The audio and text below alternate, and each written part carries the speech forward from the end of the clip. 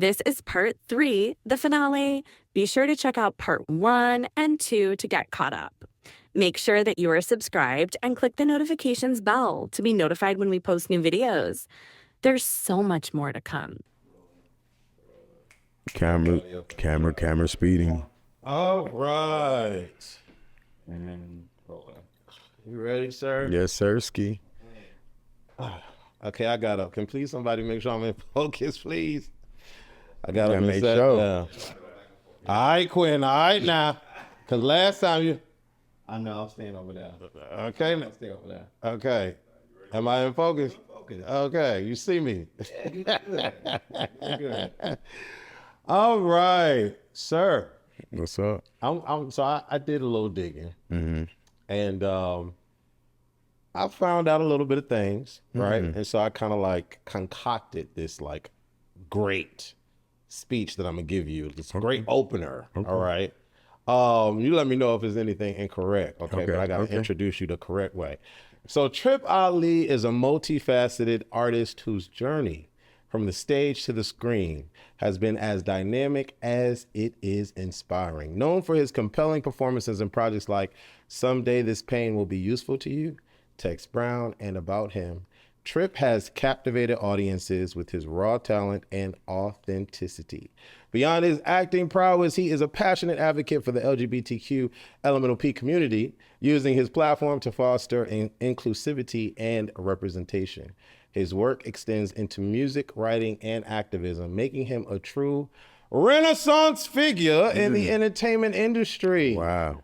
How does that feel? Is that accurate, first of all? It's pretty accurate. I want that read at my funeral. Like, keep that. I want that to be my eulogy. That was amazing. Okay. Dope. Okay. How you feeling today? I feel good. I feel good. Yeah, you look good. You look good. You look amazing. We kind of blended in. Great minds. Think alike. I like that though. So we're gonna start from the beginning. Okay.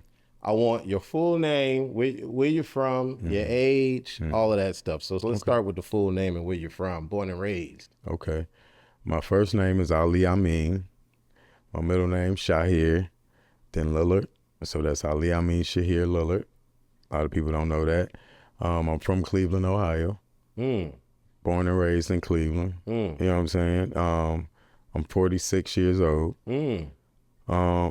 Yeah, that's pretty much What's your sign? I'm a Virgo, September 7th. Talk to me about Virgos. What are they like and what are they not like, according to the stereotypes? I mean, I hear a lot about Virgos, perfectionists, neat freaks, hardworking, you know what I'm saying, emotional, loving, you know. It's a lot about Virgos, you know. I'm a Virgo. All of that. So you're born in the month of September. Is that the true September Virgo? I think I'm right in the beginning. Yeah, I think it starts in like August, the end of August or something like that. Okay. And then so I'm right there, September 7th. So I'm a Leo, and there's a difference in August Leos and July Leos. The July Leos are not a part of the August Leos. So that's why I'm asking you between your months. Yeah, I mean, definitely. I don't know if Virgo go into October. Y'all gonna have to let me know that, but if it do, that ain't no September Virgo. You know what I'm saying? Nah. When did you move to Atlanta? Because you've been like all over, yes? Yeah, pretty much. The first time I moved to Atlanta was when I was 18.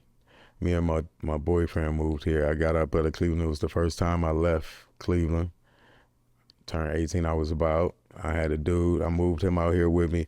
But that only lasted 11 months. And then I was out. Why?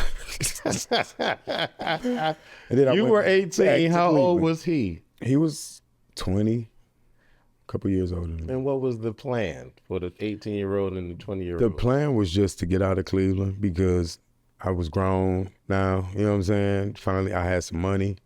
And I felt like everybody in my family was after my money.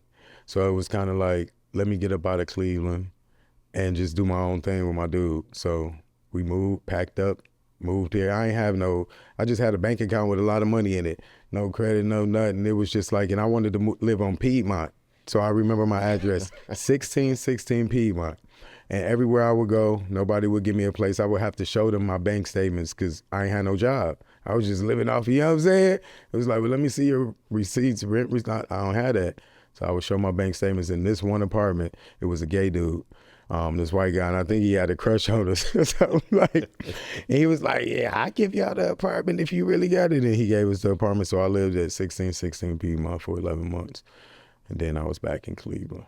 For an 18-year-old, what's a lot of money in the bank for you to leave your state, your home state, and move? I mean, shit, I done left for way less, but, well, I'll just tell you, when my father got killed or whatever, he got hit by a train. So we sued RTA for $3.5 million.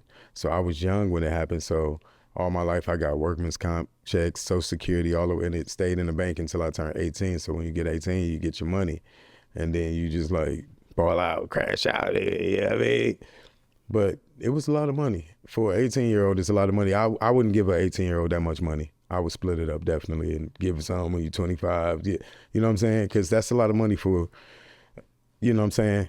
Yes. What would your 46-year-old mind tell your 18-year-old mind when you look at the money in that bank account? What would you tell him? Oh my God, like the things I would do with the money now, like, you know, I thought that I was being responsible with it then because I was doing grown man stuff. I was like buying furniture, you know, but I did a lot of reckless stuff with it too. Like, you know what I'm saying? I had a boyfriend at the time, so anytime I would buy myself something, I would buy him something. We was out here balling out. We lived in hotels for weeks, like just pounds of weed, and, you know, it was just a lot going on back then. And I just went through a lot of money, and then he was a drug dealer. So when the money started getting low, he said, you know, let me flip some. I can flip it for you. Just give me like 5,000, I can make it 10. And, you know, my dumb ass gave it to him, you know, but. Did you move from your hometown because you couldn't be gay in Cleveland, Ohio? No, because at that point I never really dealt with being gay because I was a masculine dude, so I didn't deal with it on the street. I dealt with it within my family, but I got with him when I was 17. Before 17, I was really scared about, you know, being gay. But when I got with him, I just came out, like, pretty much. Like, to everybody? I mean, they was asking me questions before, you know what I'm saying? But I'd just be like, don't be asking me nothing, you know what I'm saying? Go, you know, always flip it. But when I got with him, I wanted him to come to Cleveland and stay with me, so I told my mother. And she was like, okay, y'all can stay in the room. She was cool with it. I was like, damn. So when you left at 8 years of age, moved out of state, did you tell because you said you had 10 brothers, did you tell all your brothers or just your mom knew? Everybody knew. Okay. Everybody knew because, you know, everybody knew I had money. With, like, you know what I'm saying? It was like I was always the popular one, though. You know what I'm saying? So when I moved, everybody knew. It was like I told everybody. They was happy for me, like. Okay. Do you still talk to that 20-year-old man? Do you remember his name? Tone? Yeah, I still remember. That's my boy. He hits me up every once in a while. Like, we was together for 7 years. And, yeah, 7 years. Okay. My first relationship was from 17 to 24. So being in that relationship, it really protected me from a lot of stuff that the gay community go through because I was a rapper in Cleveland. He was a dude from Fremont, Ohio, a couple years older than me. He was a street dude, sold drugs and robbed dudes. And I was just a rapper. We met each other. He had a girlfriend at the time and a baby. And the stuff that I went through with that was just crazy. But I still talk to him every once in a while whenever he hit me up. He'd hit me up every once in a while, then he'd disappear. I know he got married to a man, and it was just like, wow. You know what I'm saying? How he get married before me, but yeah. I still talk to him whenever he hit me up. I don't know how he really feel about me because when I left him, I just left. Like, we was together for 7 years. There was so much going on in that relationship. I was doing music. I wanted to get out of Cleveland. He lived in Cleveland with me at the time. And it was so much cheating and things going on with the relationship. I didn't feel like it was worth staying no more. So I pretty much packed up, left and moved to New York and left him in Cleveland with my family at my mama's house. So you're saying he was the cheater and you were not the cheater? I wasn't in that situation. You know what I'm saying? Because I was more the rapper, trying to rap, trying to be DL and stuff like that. He was older than me. He had did some time in college. You know what I'm saying? So this before computers and stuff was popping, when I got money or whatever, I bought us a computer. He used the computer to do webcam stuff, and I was green on that. I came home one day to the dude on the webcam, and I'm like, what the fuck? What is this?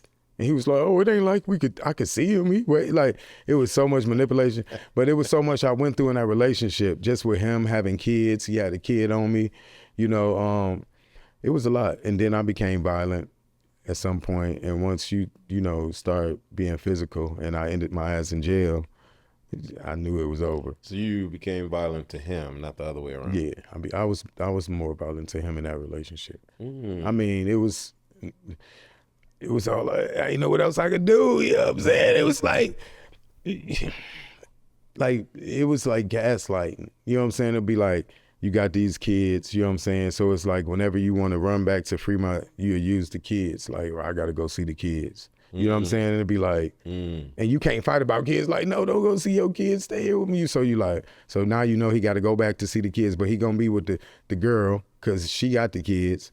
So now you back in the house with them, and it's just like, or just like not wanting to talk, just shutting down and just leaving, and that would make me fight. Like, I just try to keep them there. Would this particular individual be in your top 3 exes that you had? Top 3. I only really been with 2 people, like, okay, like in relationships. My second relationship was 10 years, and that goes all the way up into me coming back to Atlanta. Makes sense. So are you single now? Yes, right now I'm single. For the first time forever, really. I feel like I'm single because even before, I was still attached to the 10-year dude. I was by myself after we broke up, but I still kept myself kind of available for them to come back. So even when I would talk to people, I would never really let it go nowhere, because I'm like, I would never tell him that I was talking to somebody. For him, I'm always single, you know. But that was a mistake. But yeah, but for now, I'm totally free. Like, for the first time in my life, like, really. Do you want to be in a relationship? Are you that kind of guy that feels like a relationship is where it needs to be? I'm starting to be comfortable with being alone, like, because every time I try to, it just never works out. Like, you know what I'm saying? It just be like, I wanted relationship because I feel like I don't like who I am as a single man, or the things like you got to do as a single man. Like, I don't really feel comfortable doing the things I do, a lot of the stuff, being single. So it's like, I like the relationship. I'm used to a relationship. You know what I'm saying? That's like 17 years of my life that I was in a relationship. So it's a comfort for me. But I just have to have the right relationship, you know, like, and really be loved, because I don't believe I was ever loved right in a relationship. I really don't feel like loving a man has never really done anything good for me. I really don't feel that way. Like, that is a strong statement you just said. I mean, I've been in 2 relationships. What did I get out of it? You know what I'm saying? So did that ever make you think of being with women? Are you bi? Are you gay? No, I haven't been with a girl since I was 14. Like, and I won't do it, because it's like, I'm scared to do it now. Like, I don't know if I know what to do. Okay. So what are 3 things that you need right now, today, 46-year-old Tripp Ali in a relationship? What are those 3 things, those 3 key elements that you need for you to have, or feel like you're going to have, a successful relationship? Just 3. Communication, honesty, trust. Okay. And I think just 3. Just 3. Those 3. You said it. Oh, okay. So you heard him out there. Those 3 things are what you need. Now, before we get it all into the nitty gritty of your type, because you seem to be causing a lot of controversy on social media and all that. I want to get back to these questions. Okay. Where did the name, obviously it derives from your real name, but how did you put Tripp Ali together as a stage name for yourself? Well, Tripp Ali, like, I'm the 3rd son on my father's kids. So that's the 3rd boy, Tripp. My rap name coming up in Cleveland was Triple Villain. TRIPLE VILLON. So Tripp is short for Triple Villain. So coming up rapping, everybody called me Tripp. So all my friends call me Tripp. The Tripp Ali came by actually being on set with a director, they didn't know my name. Like, some people was calling me Ali, some people was calling me Tripp. So when they did the credits, they actually put in there Tripp Ali. And when I read it, I was like, y'all got my name up in there like Tripp Ali? And it was like, oh, well, I'm gonna keep it. That got a nice ring to it. But a lot of people don't know that. So Tripp Ali. Okay. What was your first introduction to acting, and how did it shape your career? My first introduction to acting, Lamont Pierre. It was a show called Free Fall. Shout out to him. I love that show. That was like my first like introduction to like gay media, gay scripted media on the YouTube side of things. But go ahead. So it's this show called Free Fall that I used to love. I seen it and I loved like the cinematography. I loved the characters. They was masculine. They was robbing and doing. I was like, yo, if I ever wanted to be on the show, it would be something like that. But actually the first, I'm gonna go back a little bit, then I'm gonna come back. When I was producing, I was doing films. I was a producer. A lot of people don't know that, in LA. And I was working with some of the extras. And one of the extras was on set. He was acting up in the chair. So I took him off the set. And I was like, bro, you know what I'm saying? And I put myself in it. So I was like, well, let me just get in front of it. And then the director of the thing, he was like, yo, Ali, you need to think about getting in front of the camera more often. And I was like, nah, you know what I'm saying? I'm a producer, I don't do that. But that always stuck with me in my head. Like, he was like, no, the camera loves you. You should get in front of the camera. I was like, yeah, okay. But fast forward to living in Atlanta, I seen Free Fall, a couple of episodes of it, and I liked it. And then I seen the audition for Free Fall. And I was just like, well, let me just see if I could do it. So I sent them a message. They sent me the sides and told me to read for the sides. So I got my phone out and I was like, well, let me just do it. I just filmed myself, sent it back in, the self-tape. And maybe like 45 minutes later, I got an email from them. And it was like, we would like to offer you the role of Marcus. Yo, I went crazy. Like, oh my God, I was just playing. Like, oh, I was just trying to see if I could do it. Like, I was stoked, bro. Like, oh my God, I'm about to be on the show Free Fall. Like, I didn't know Lamont Pierre. Like, I remember seeing the name. I thought it was some French dude or something. You know what I'm saying? I was like, wow, this show, like, they got a French director. Like, I was so excited. And that was my first introduction when I went to set to be on Free Fall. How did your upbringing influence you to get into the arts? Well, my upbringing, pretty much I've always been into like music and entertainment. My family is like very musical, sing songs. My mama used to play songs all the time.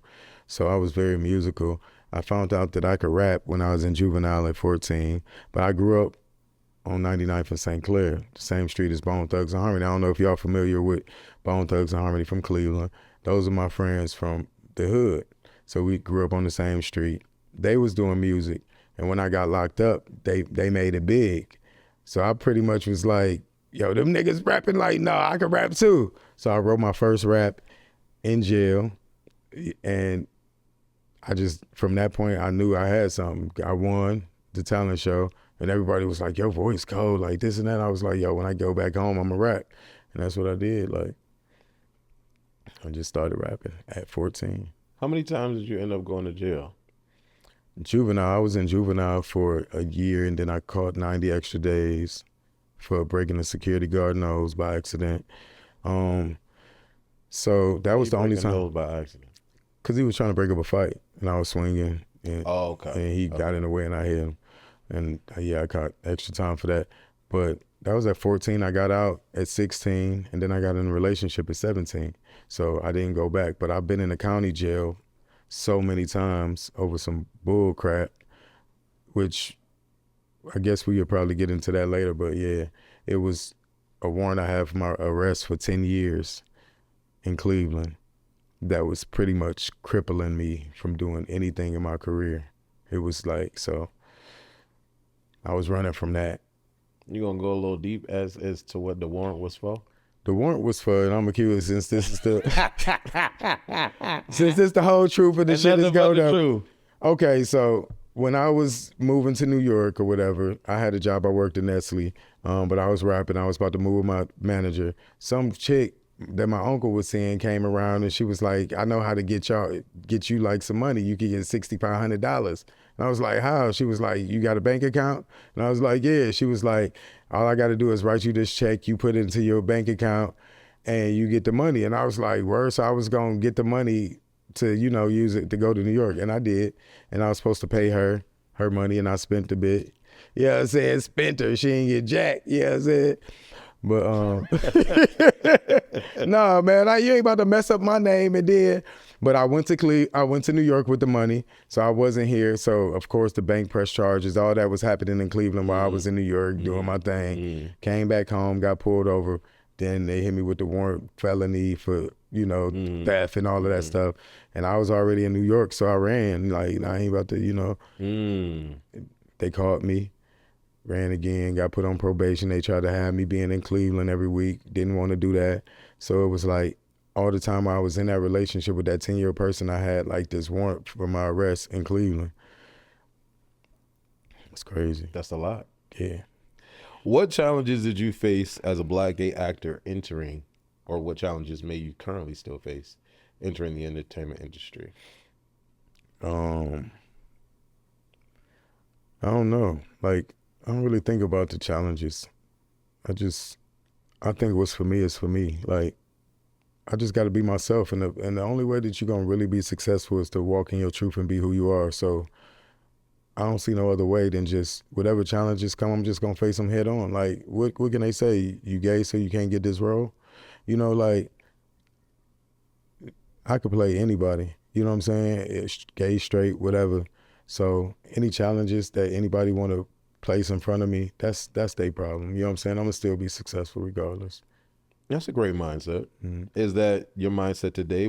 Has that always been your mindset? No, that hasn't always been my mindset, because I never wanted to be out like that. Like, I never wanted to be no fame, no popular gay web star. I didn't want to do none of that. That was kind of, I thought I was just playing when I got that role. I ain't know all these roles that I did, they just blew up. I'm thinking the internet ain't gonna, but it was hurtful when I first, had to really come out to the world, because I had followers on my Instagram that looked up to me for rapping and doing my movies and things like that. So now that I'm on this show and I got to promote this show, so many people was hitting me up like, you just playing that role, or is this really? And I was just like, nah, it's just acting. You know what I'm saying? They wanted me to play the character. I lied so much. And it was just like, I just started losing people on Instagram, like people just falling off hundreds at a time. And I was like so sad, like, damn, like this so messed up. And eventually new people came and I ended up being bigger than I was before. So it's just like, you just learn, like, I never wanted to be out. Of course, I was a rapper. I felt like I had to be DL back in the day. So I always been like this undercover dude that never really wanted to be popular. But sometimes you just gotta be what it is, walk in it. Can you discuss your experience working on Someday This Pain Will Be Useful to You? Okay, Lamont Pierre is the director. And the crazy thing about Someday This Pain Will Be Useful to You, we improv the whole show. We just was like, we wanted to do a series, like a limited series, and I was the star of it. And we just started thinking like, what can we do? Something dark and something crazy, but we didn't want to write a script. So we was just like, we're not going to write a script. We just going to write all these different scenarios, and we just going to have you talk to whoever come in, and y'all just going to improv every scene. So I knew what was going to happen. We would write whatever the scene was, like, okay, so this person's going to come in and he's going to be dealing with child pornography or something. So I just sit there and be like, so how long you been, looking at these kids' pictures like that? And you know what I'm saying? And we'll just go back and forth, and the whole show was improv. And that's probably like one of my favorite shows because it's so dark. And it's like, if y'all don't know about that show, it's really good. I play not a serial killer, a killer. I murdered my boyfriend, and now I'm on the run. So I go on the run, and I'm staying at these different hotels. And while I'm staying at these hotels, I'm meeting these different people, and all these people have like different crazy issues that's going on worse than my shit. So I'm getting like wow, like, so yeah. And I ain't gonna tell y'all how I am. Y'all gotta watch that, but it's a really good show. Where can we watch it? I think it's on Lamont Pierre. Lamont Pierre's. You have to go to his streaming service. Okay. Yeah. Okay. Dope. Now, Our house. I think it's the Our House. You were a part of a very controversial series, Tex Brown. There's a lot of things that have been said about Tex Brown, the people that worked on Tex Brown, that particular show was the straw that broke the camel's back for you regarding that particular network. There's a lot surrounding that. Okay, so I want to get into that. Okay. Who created the show? The show was created by and me. We came up with the idea. We already wanted to do a series with me as the lead, but we was doing so many other shows. So we thought about the show, and it was just pretty much put on the back burner until we got time to really do it. So once we really got a chance to do it, that's why you see a lot of the intro. It's like me as a kid. And we just really wanted to take Tex Brown, which was created by him, and make a whole nother show out of it. So pretty much, if y'all seen about him, Tex was the movie. In the movie, he goes to jail for, the gun thing. So yeah, it was like Tex after he get out of jail. So he's older and he going through things. So yeah, it was a pretty good show. And that's where you stopping. Oh, what was the question? You said who created it? All the drama that's been around that show. Why? What? Because I don't believe the show was completed. I think it was completed, but it just was completed without me. I think what's the our dude, the light skinned boy? He turned into a preacher. You gotta have to tell me. He a preacher. Because I didn't watch the show. Okay, yeah, at all. He took over as the Tex, and when I seen him as Tex, I was like, really, this who y'all? Why did you leave the show? I left the show because pretty much at the time when we was filming, it was just like a lot of miscommunication with people. Like when I left, I wanted to talk to, about the show, and he wouldn't get on the phone with me. And I felt like, no, like if you ain't gonna get on the phone, then we ain't gonna talk. It was pretty much a thing where they wanted me to do like some more scenes, some more sex scenes. And I pretty much was like, nah, like the scenes is good. We got enough, you know what I'm saying? And at the time, I know they probably wanted to make sure they got enough work out of the actor that was doing it. And I just wasn't with it at the time. I'm just like, nah, you know what I'm saying? So I was kind of being rebellious on that. It was like, nah, we good.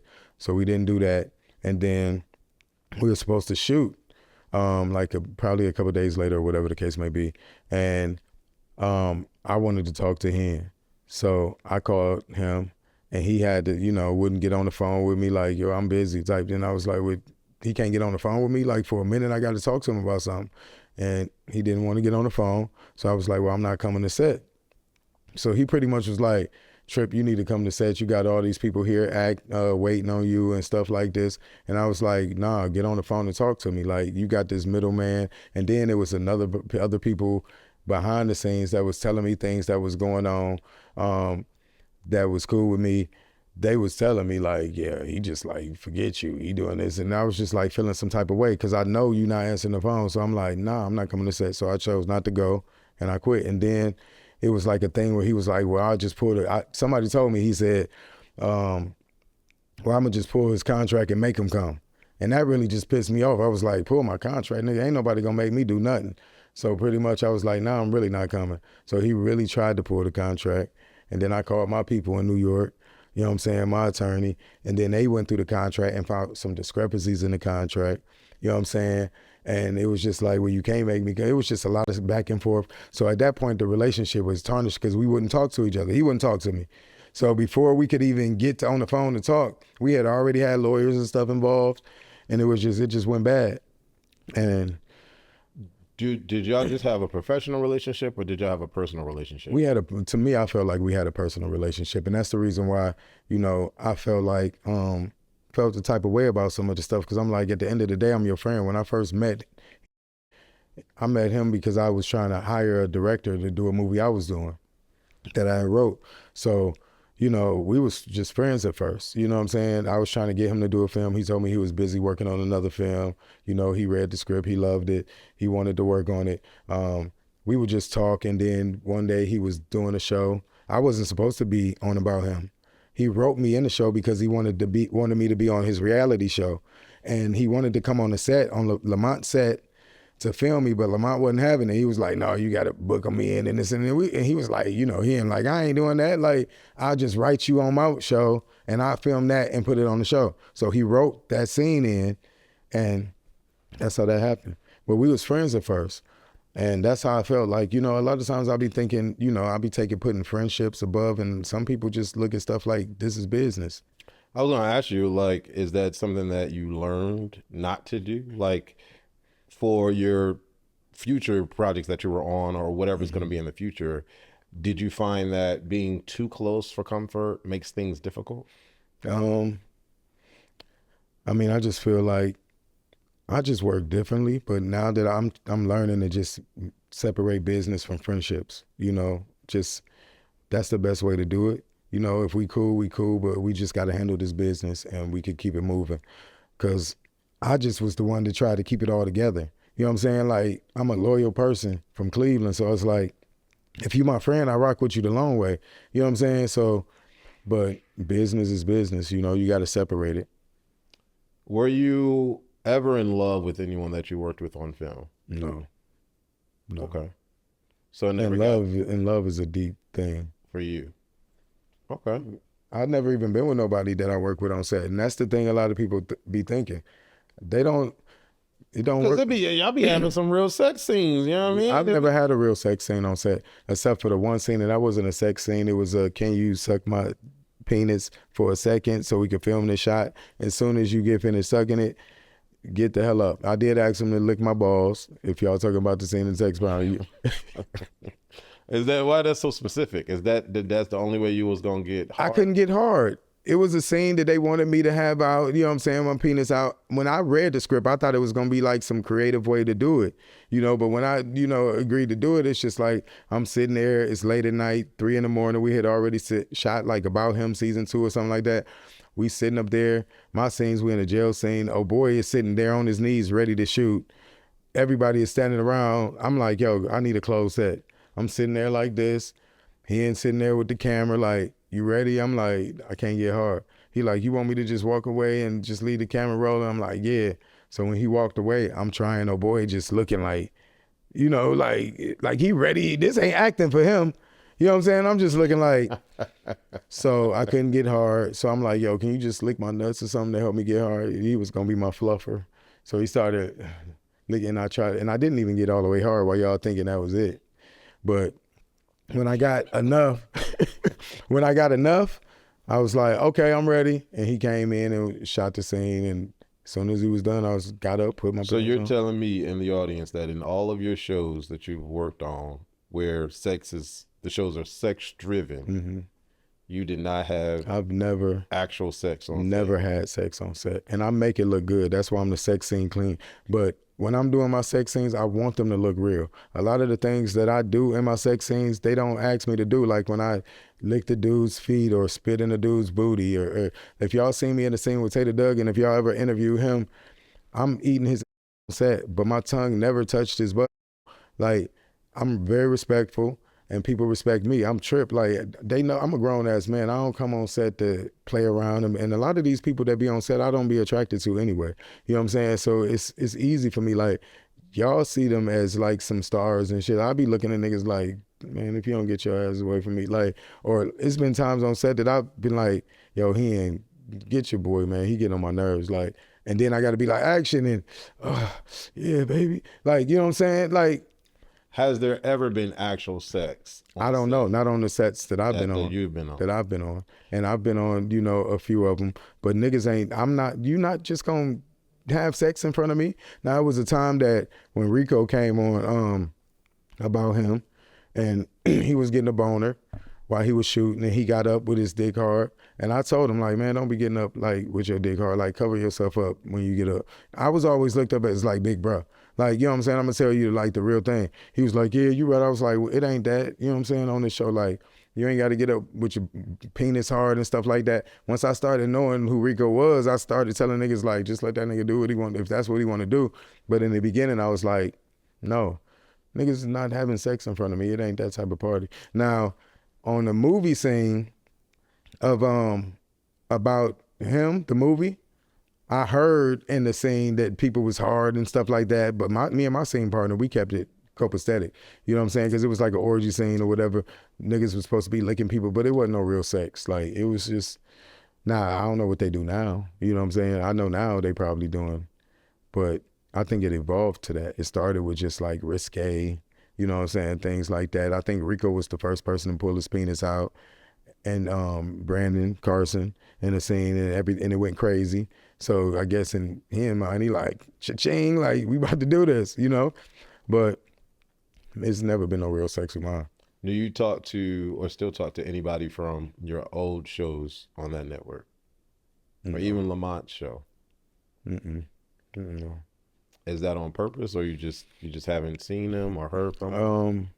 I mean, a couple of them, I think, maybe on social media or something like that, but we follow each other, but we don't really talk. We never really had a relationship. Like, I always move different when I'm on set. I don't really stay that long later. I'm really not friends with the young dudes. I'm a grown man. I was more friends with him. So it's like, when I'm on set, I'm with the directors, and you know what I'm saying? I'm talking about the other actors with them. So I never was really cool with them. They'd be like, what's up, Tripp? Or, you know, some of them probably wanted to work with me or whatever. They seen me on shows, but I just come in, what's up, say what's up, do my thing. We never had friendships. Now, when I first started, I thought that I could build friendships, but when I got on set and I seen exactly what people was, it was just like, you know. Would you say that you like working on straight-led productions more so than gay-led productions, or it doesn't matter to you? Definitely straight. I think a lot of drama and messy, like, weird stuff goes on with the gay shows and the directors and people and feelings, and people try to hold stuff over your head because they got a camera. It's just like weird stuff that goes on, and that's the reason why I want to do my own stuff, so I can just change the whole narrative.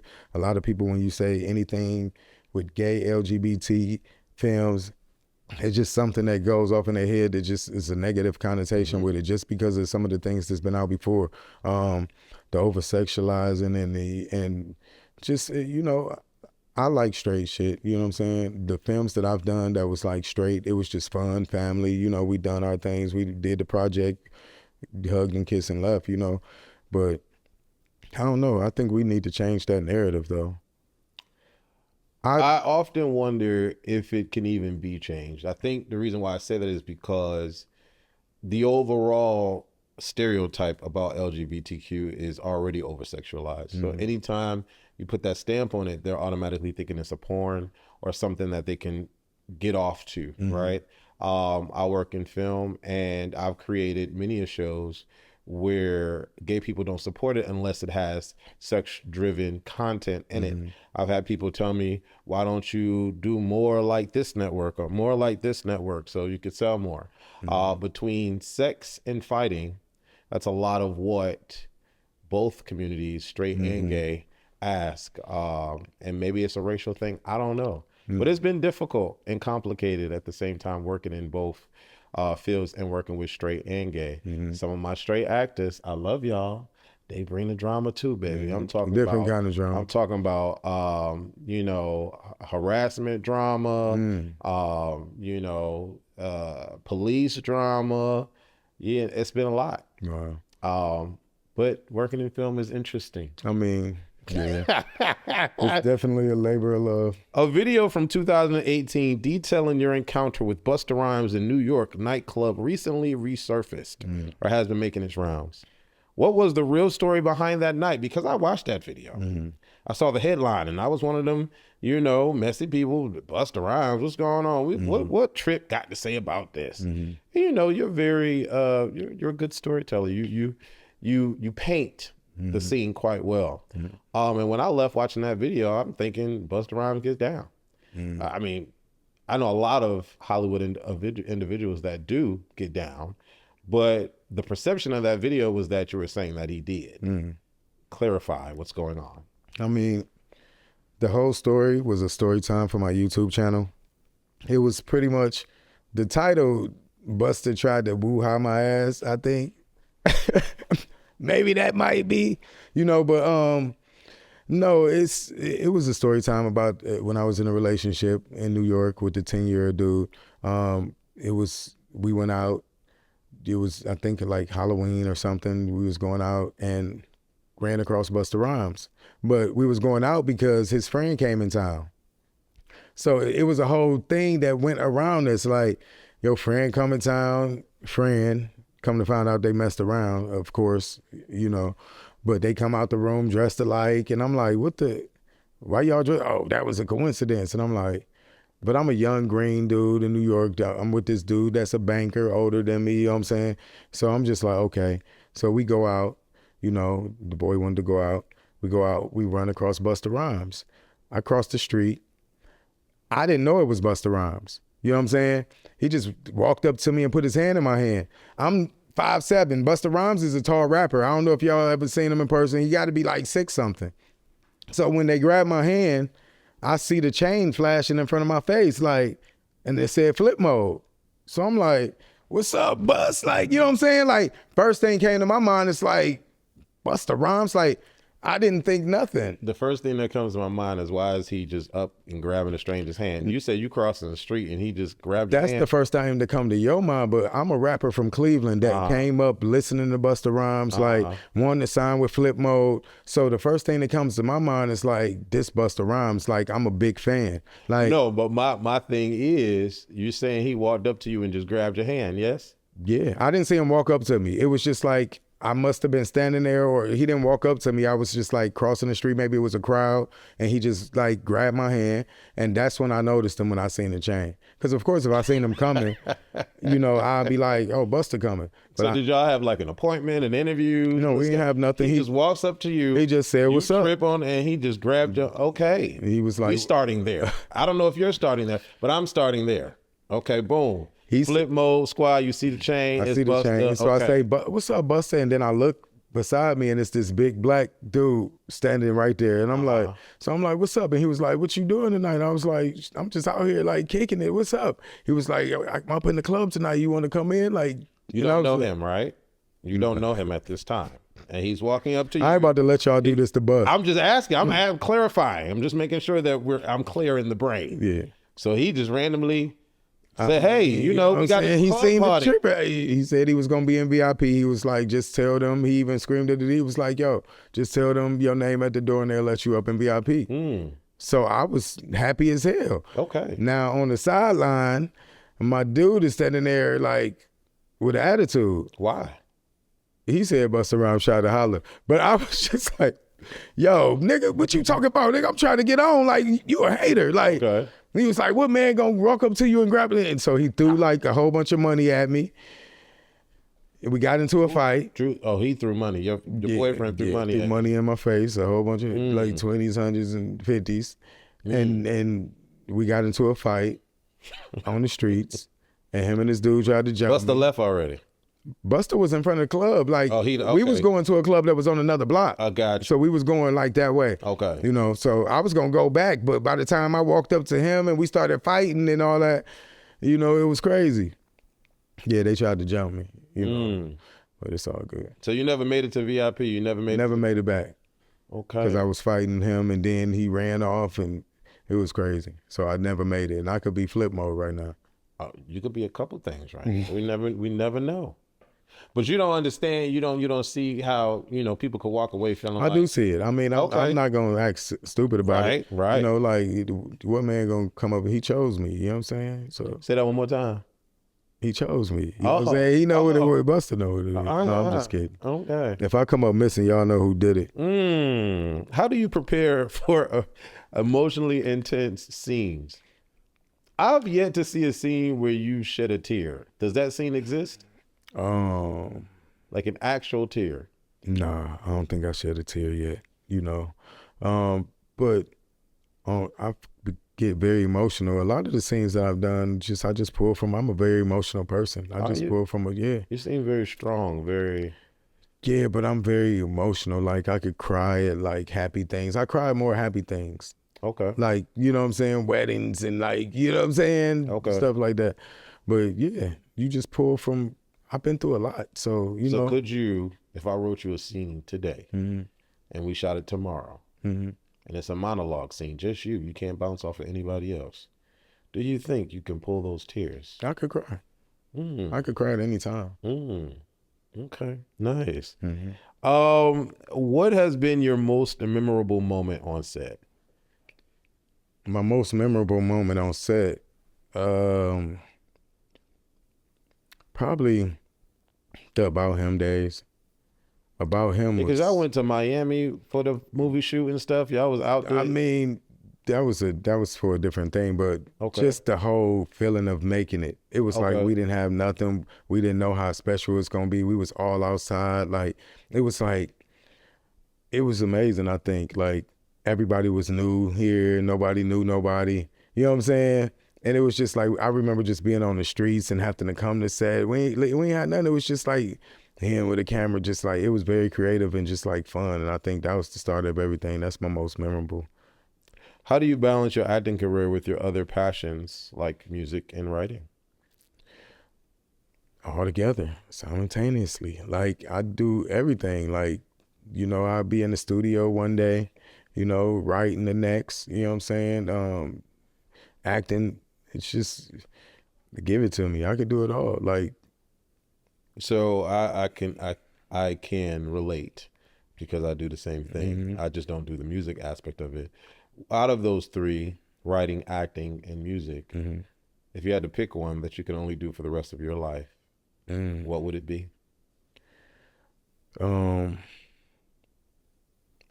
Probably writing, because I could do that probably longer and make a lot of money. You know, rapping, I don't have to do that. I have my fun with it. I ain't trying to be no rapper now. I'm a grown man. You know what I'm saying?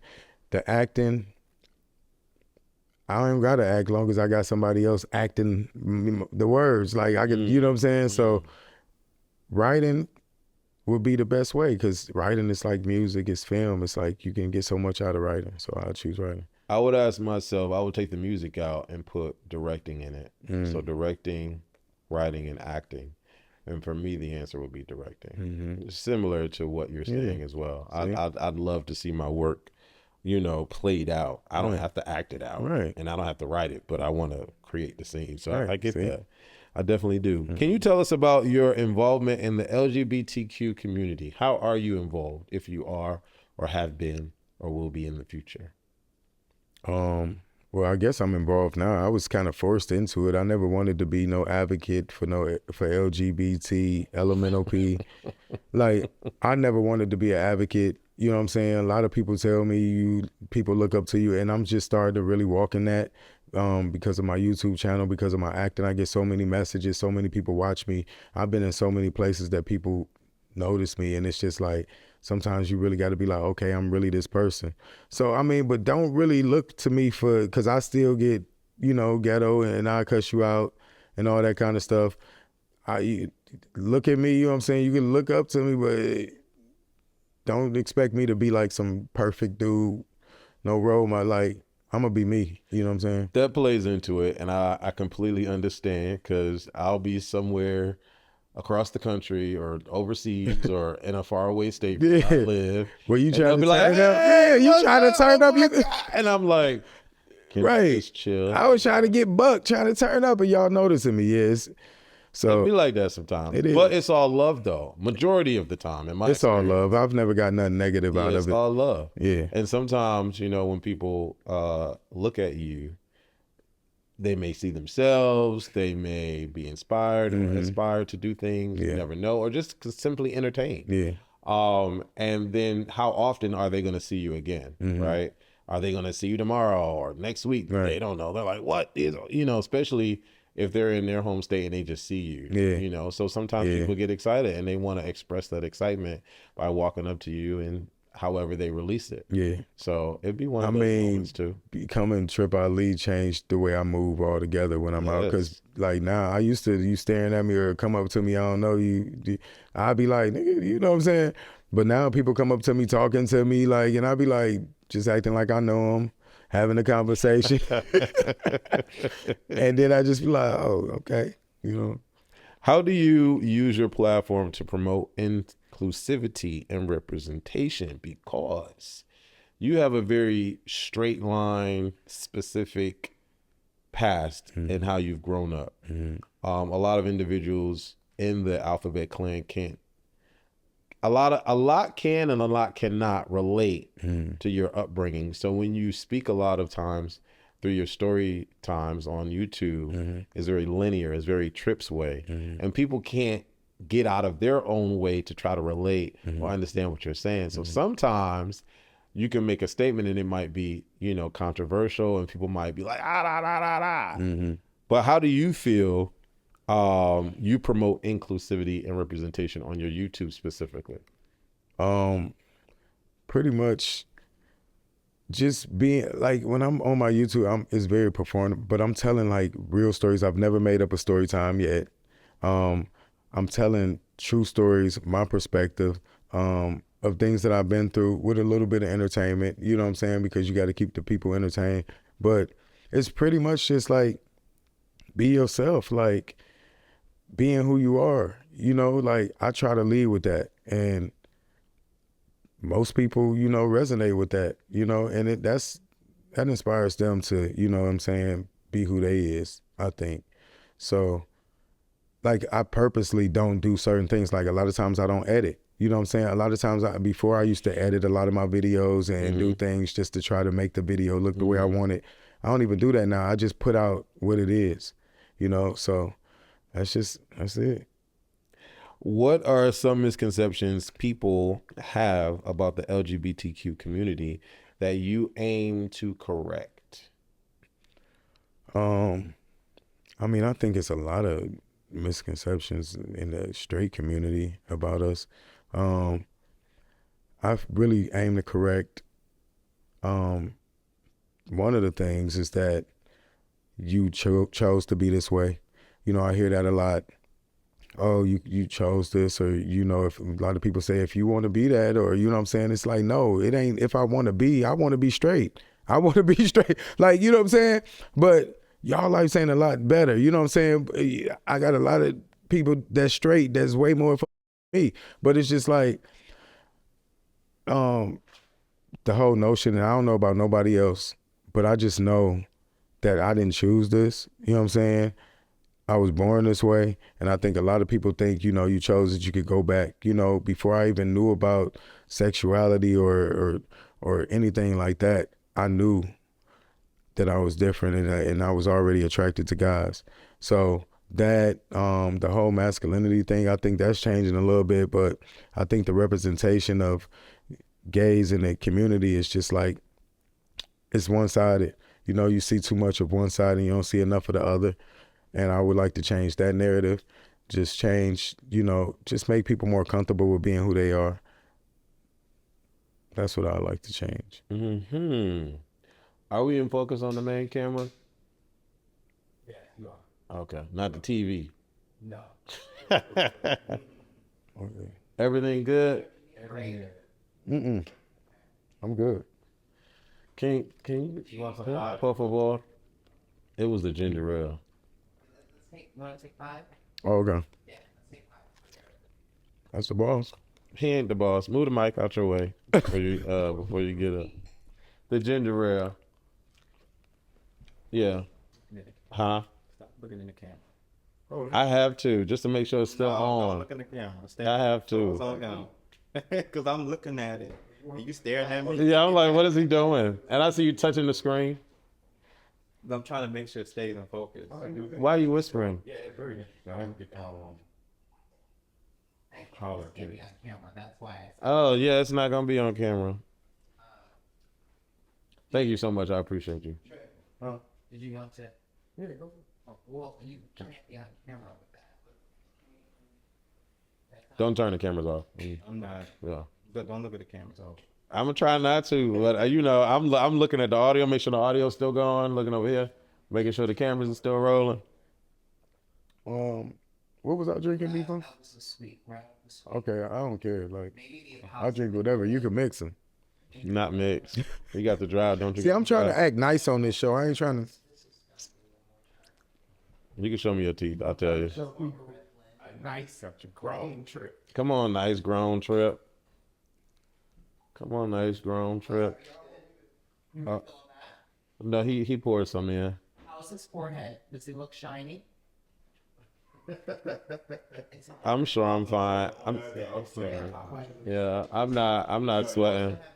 Towel down here. I'm not sweating. I'm fine. Those are some good questions so far. There's some sweat there. Don't make sure the lint is not on my face now. That's better. Yeah. I don't have no lint on my forehead. Okay. So you check the one? No, here's what. Am I still in focus? He's I got my own. It's that collar. That collar's Yeah, coming right, down. yeah. Just gotta pull You it shouldn't be back. wearing 3X shirts. Just gotta pull it back. Am I in focus, friend? Am I in focus? Please Thank tell me I'm in focus. My mic sound nice. Yeah. All right. How do you handle criticism, especially when it pertains to your identity? Do people criticize? Well, I know people criticize you because we had this viral clip on the Culture Club where you talking about sagging and masculine bottoms and, you know, and you were labeled as toxic masculinity. And why did we let you talk all through the video and, you know, promoting that toxicity in the community? They was going in. Yeah. So how do you handle the criticism? And do you think that you're toxic? Do I think I'm toxic? I mean, in my way, some of my ways might be toxic to some people. I mean, it is what it is, but I'm not like toxic against the community. I know who I am. You know what I'm saying? The way I handle, I just don't give a fuck. I got a strong sense of self.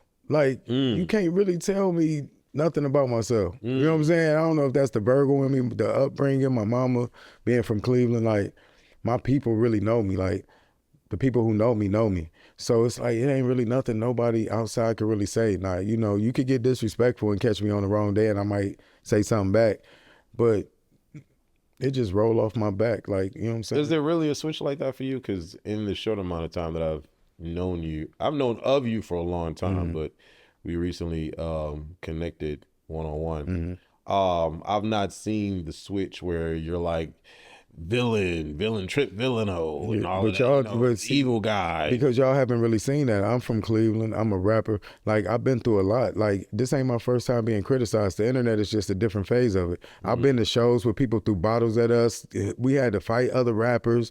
I've been rejected from record labels, people telling us to change our voice. Like, I've been doing this for a long time. So, like, I got a strong sense of self, and like, I got like strong skin, like thick skin. You know what I'm saying? So the internet is like, those people, I can't even reach me. Like, that's not even tangible. The people who used to say stuff before used to be right in my face. You know what I'm saying? And we had to deal with that, like, face on. Like, you know, I used to fight in school a lot. I used to deal with a lot. Like, so I'm a runaway kid. So it's like, I'm really tough. Like, so somebody saying something on the internet can't really break me. I was like 11 years old running the streets by myself. You know what I'm saying? So that's nothing. Do you feel that you receive more love than hate from your YouTube community? Definitely. What made you start YouTube? Pretty much I was in Korea. Didn't really have nothing to do at the time. It was during the pandemic. Some of y'all might know, my dude, the guy from 10 years, proposed, and then I moved to Korea, and he actually had proposed to a whole nother person. He was in a relationship with somebody for 2 years in Japan. So when I found that out, I'm out there, and I just needed to really just do something with my time. It's like a lot of Korean people. I live near the base, so it was like some black people, but it was just me. You know what I'm saying? So I turned on my camera and started talking on YouTube. They became my cousins. Have you ever been in a relationship with anyone other than black? No. Is that like a thing, or could you see yourself dating outside of your race? I mean, I could see myself. I mean, I met this one, like, white boy. He was like the finest white boy I've ever seen in my life. I ain't gonna even hold y'all. And this was overseas. It was in Japan. He was in his military. And it was a grinding hookup. I mean, but you can do that when you out the country. What else you gonna do? You know what I'm saying? When you on base, you know what I'm saying? And you know what I mean? I remember the dude, he wouldn't even show me a picture. He just showed me his arm. Like, I was like, bro, you gonna have to send a picture. This arm ain't getting it. He was like, I can't send no picture. But because he was staying right in the same like thing as me, I was like, I'm gonna just go up there. It's right upstairs. He was like, I'm like close. So I go up, I open up the door, man. This was the fun. And he was country thick, like had the perfect, like, and I don't know about this white boys, they smell different. Like he smelled different. Like, yeah, shout out to you. Like, What does smell different? I don't mean? know. It was he smelled good. It wasn't bad, but it was a white person smell. A white person. It was, you know what I'm saying? It was just like, but it was sexy. He was fine.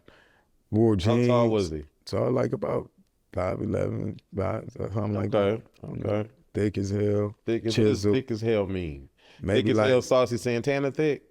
no, not like that. This was a sexy thick. It was like, you know, he was like 2 something. You know what I'm saying? So he was muscular. Yeah, he was a military man. He was fine. So you like him built? No, I don't like him nothing. I mean, he was just fine. People I didn't talk to been all types of shapes, sizes. So you don't have a type? Not really. I usually go off for emotion. Sometimes like them fat people, they be the bomb. Like I'm telling y'all, I'm opening it up for fat people. Like y'all better just stop sleeping on the fat people. Do you want to say pleasantly plump or do you want to say fat? No, fat. You know what I'm saying? I mean, you can't be like So what is your definition? you can't be. What's your definition of fat? I mean, you can't be out of shape with it. It just got to be, you know, it got to look good. Big dudes. So thick, not fat. No, thick is different. Thick is different. You So know, there are some. It's something fine. Like I just said. Name one. I don't know one I can name offhand. People gonna think I'm trying to be funny, but I'm trying to get the visual of what you're selling here. Okay, well let me just say. Would you go out on a person. date with Saucy Santana? No, hell. Why no. not? That's not my speed. What Like, is not your? What does that mean? I don't like men to wear makeup. Okay, so the eyelashes femininity of it all. Yeah. So you do have a type. You No, like that's a masculine men. preference. Like you could be. That's a preference. Like a type is like you got to be a certain height and got to be like you ain't got to be that. But a you could be anything. preference and type Like don't well, I guess they're the coincide. same thing. Like you don't got to be. So you have to be masculine in order for. That's like numero uno. Yeah. In order to get your attention, you have to be masculine at least. Mm-hmm. And then the rest is vibes. Up and for grabs. energy. I like that. That's the way to package. Yes. That's a good way to do it. Let's start with that. Okay. We can work with everything else. Okay. That's interesting. Mm-hmm. I would like to see you with a big, like you said, fat dude. I think I would definitely be interested. But your perspective, the way you look at that fat might be different than mine. That's why I asked for an example. You said you couldn't give me one. I mean, I just say like I'm just saying like body type, all those Cedric things the don't mean Entertainer. nothing. Could you date him? Yeah. Okay. I don't think he's fat though, but But that's what I'm talking about. Maybe thick. If you a big dude with swag, dress nice, smell good, your balls ain't stinking, you know what I'm saying? do you like hairy balls? Yeah, I like hair. So every hair all the way down there, you want hair? I mean, you could be hairy, but you could not have hair too. Oh, okay, and you're cool with that, just as long as Hair it is doesn't- sexy. I think it's like it just lets you know you with a man. Do you want enough hair to where you can comb it and braid it, or just Something I each could play fingers? in. Oh, you Something like I to? could- I like you to play in it. put your fingers through. Yeah. Interesting. Mm-hmm. We finding a little bit about yourself. I like that. You can hear all that. Mhm. What role do you believe the entertainment industry plays in shaping societal perceptions of the Alphabet Clan? What do the community do? I'll read it again for you. Thank you. What role do you believe the entertainment industry plays in shaping societal perception of the Alphabet Clan? I mean, pretty much what they portray in a lot of the shows and things like that. You know, they always portraying the feminine characters and things like that. And, you know, that's what people was going to like. It's representation at the end of the day. You know, people, that's what they see. So that's what they think is out there. They don't see enough of the other side.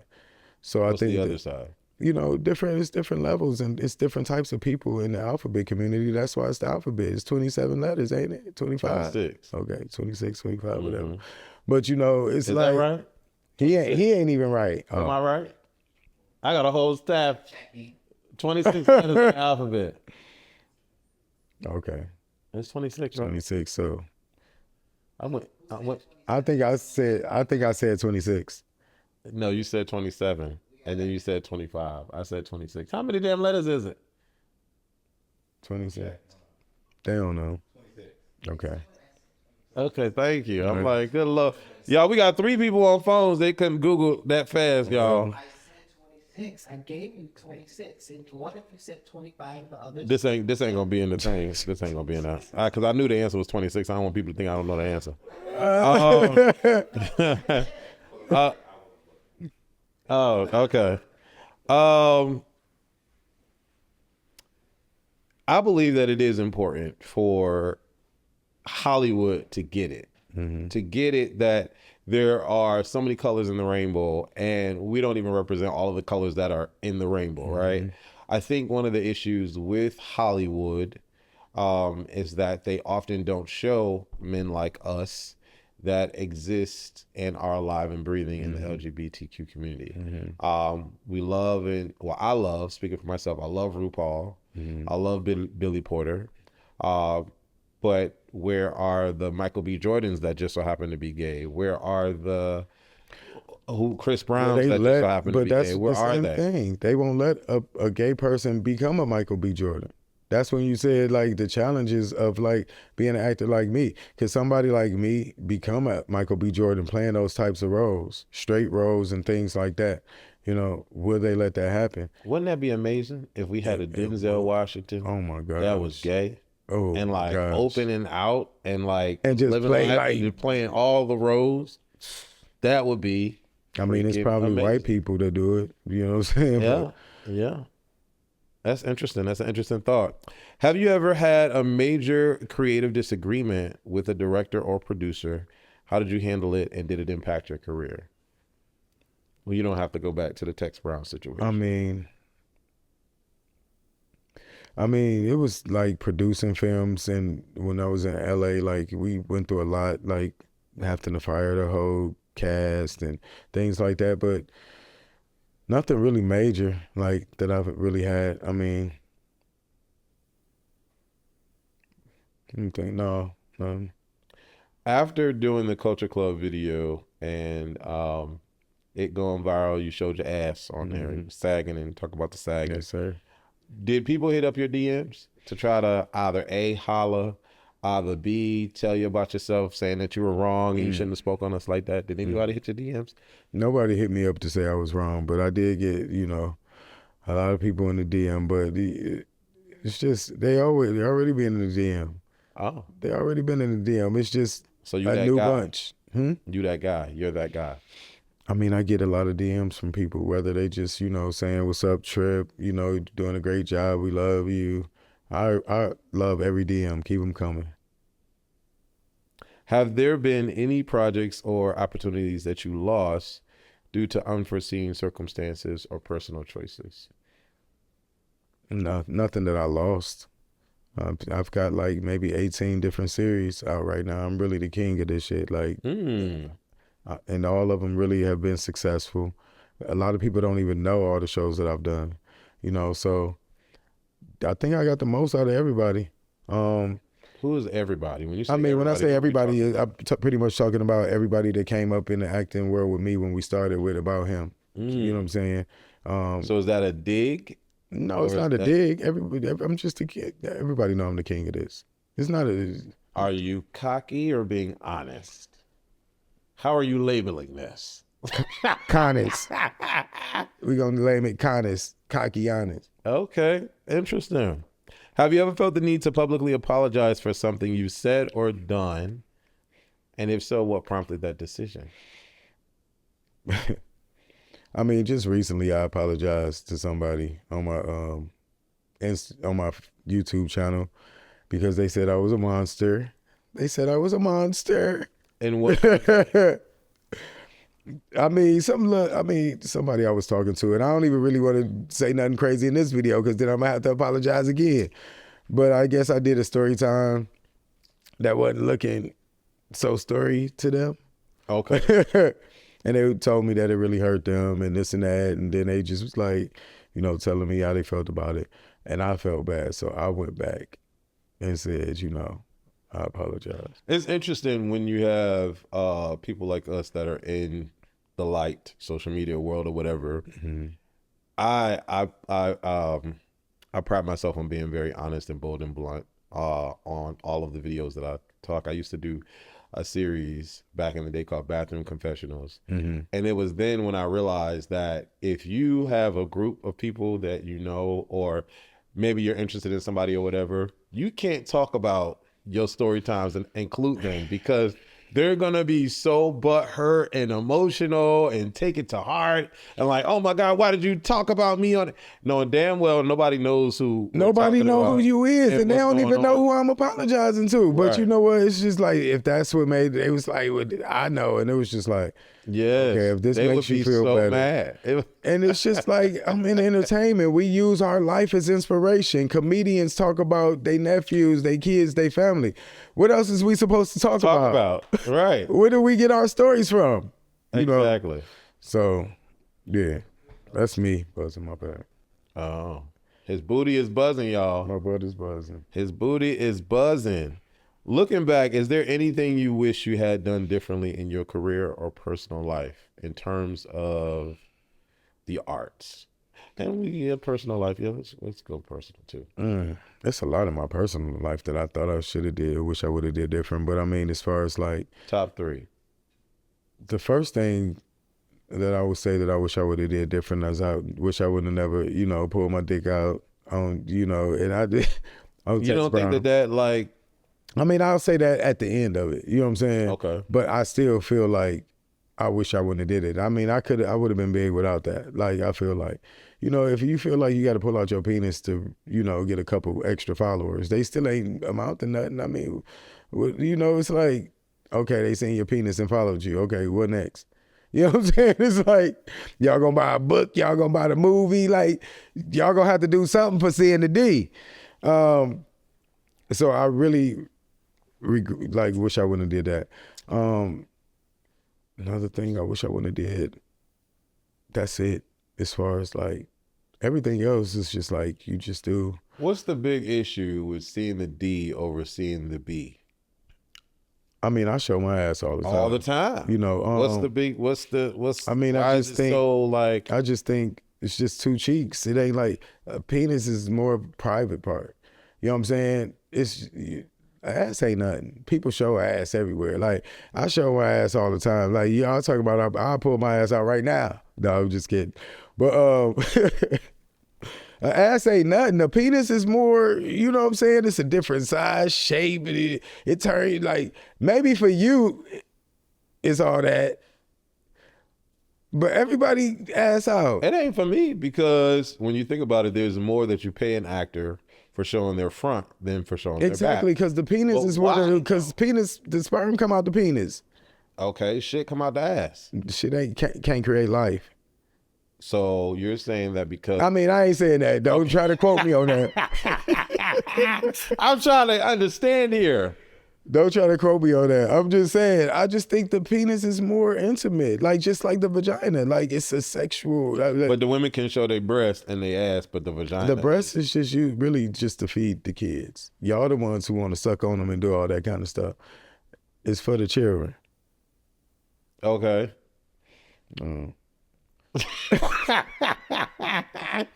Okay. Can you discuss any upcoming projects that you're excited about? Well, I'm excited about this film that I'm doing. It's called Below the Belt. It's a boxing film. It's a coming of age story about this guy named Eamon who faces a whole bunch of different challenges in his life on his rise to really becoming a champion. You know, he faced a lot of challenges, and it just shows his resilience, his will to fight in and out of the ring, and I'm really excited about that. We're in pre-production of that right now, so that's going to be coming out. And then I'm writing a book that's pretty much like 80% done. Autobiography. It's going to really get deep into like a lot of the things that I've been through in my life, and it's really good. It's not just a really like story time book. It's like it's showing like, you know, the story that what happened and how it translated into who I am today. So it's kind of like a reflection in the stories. And then when I'm writing the story, it's kind of like you're not reading a book. It's like you're really just talking to me. Because in the middle of while you're reading it, I'll be like, yo, don't be looking at me crazy. I know you think that last part was messed up, but this what happened. You know what I'm saying? So it's kind of cool. So How do you choose the roles you take on? They just gotta be compelling. I feel like be saying something and I just recognize who I am as an actor, you know, and what I bring. And I know a lot of roles, you know, that I can portray. So I just try to, you know, because a lot of times people will typecast you and try to put you in all the, you know, thug roles and the masculine roles, the DL roles or whatever, things like that. You know, if I'm playing a role like that, I just want the story to be compelling, you know, have the character saying something, you know, but I really feel like any role is important, you know, so I'll play the role if it's saying something. Right now, I just feel like ain't nobody writing nothing that's really compelling. Like I turn down roles because at this point, it's just like, oh, you Tripp Ali, just come be on it.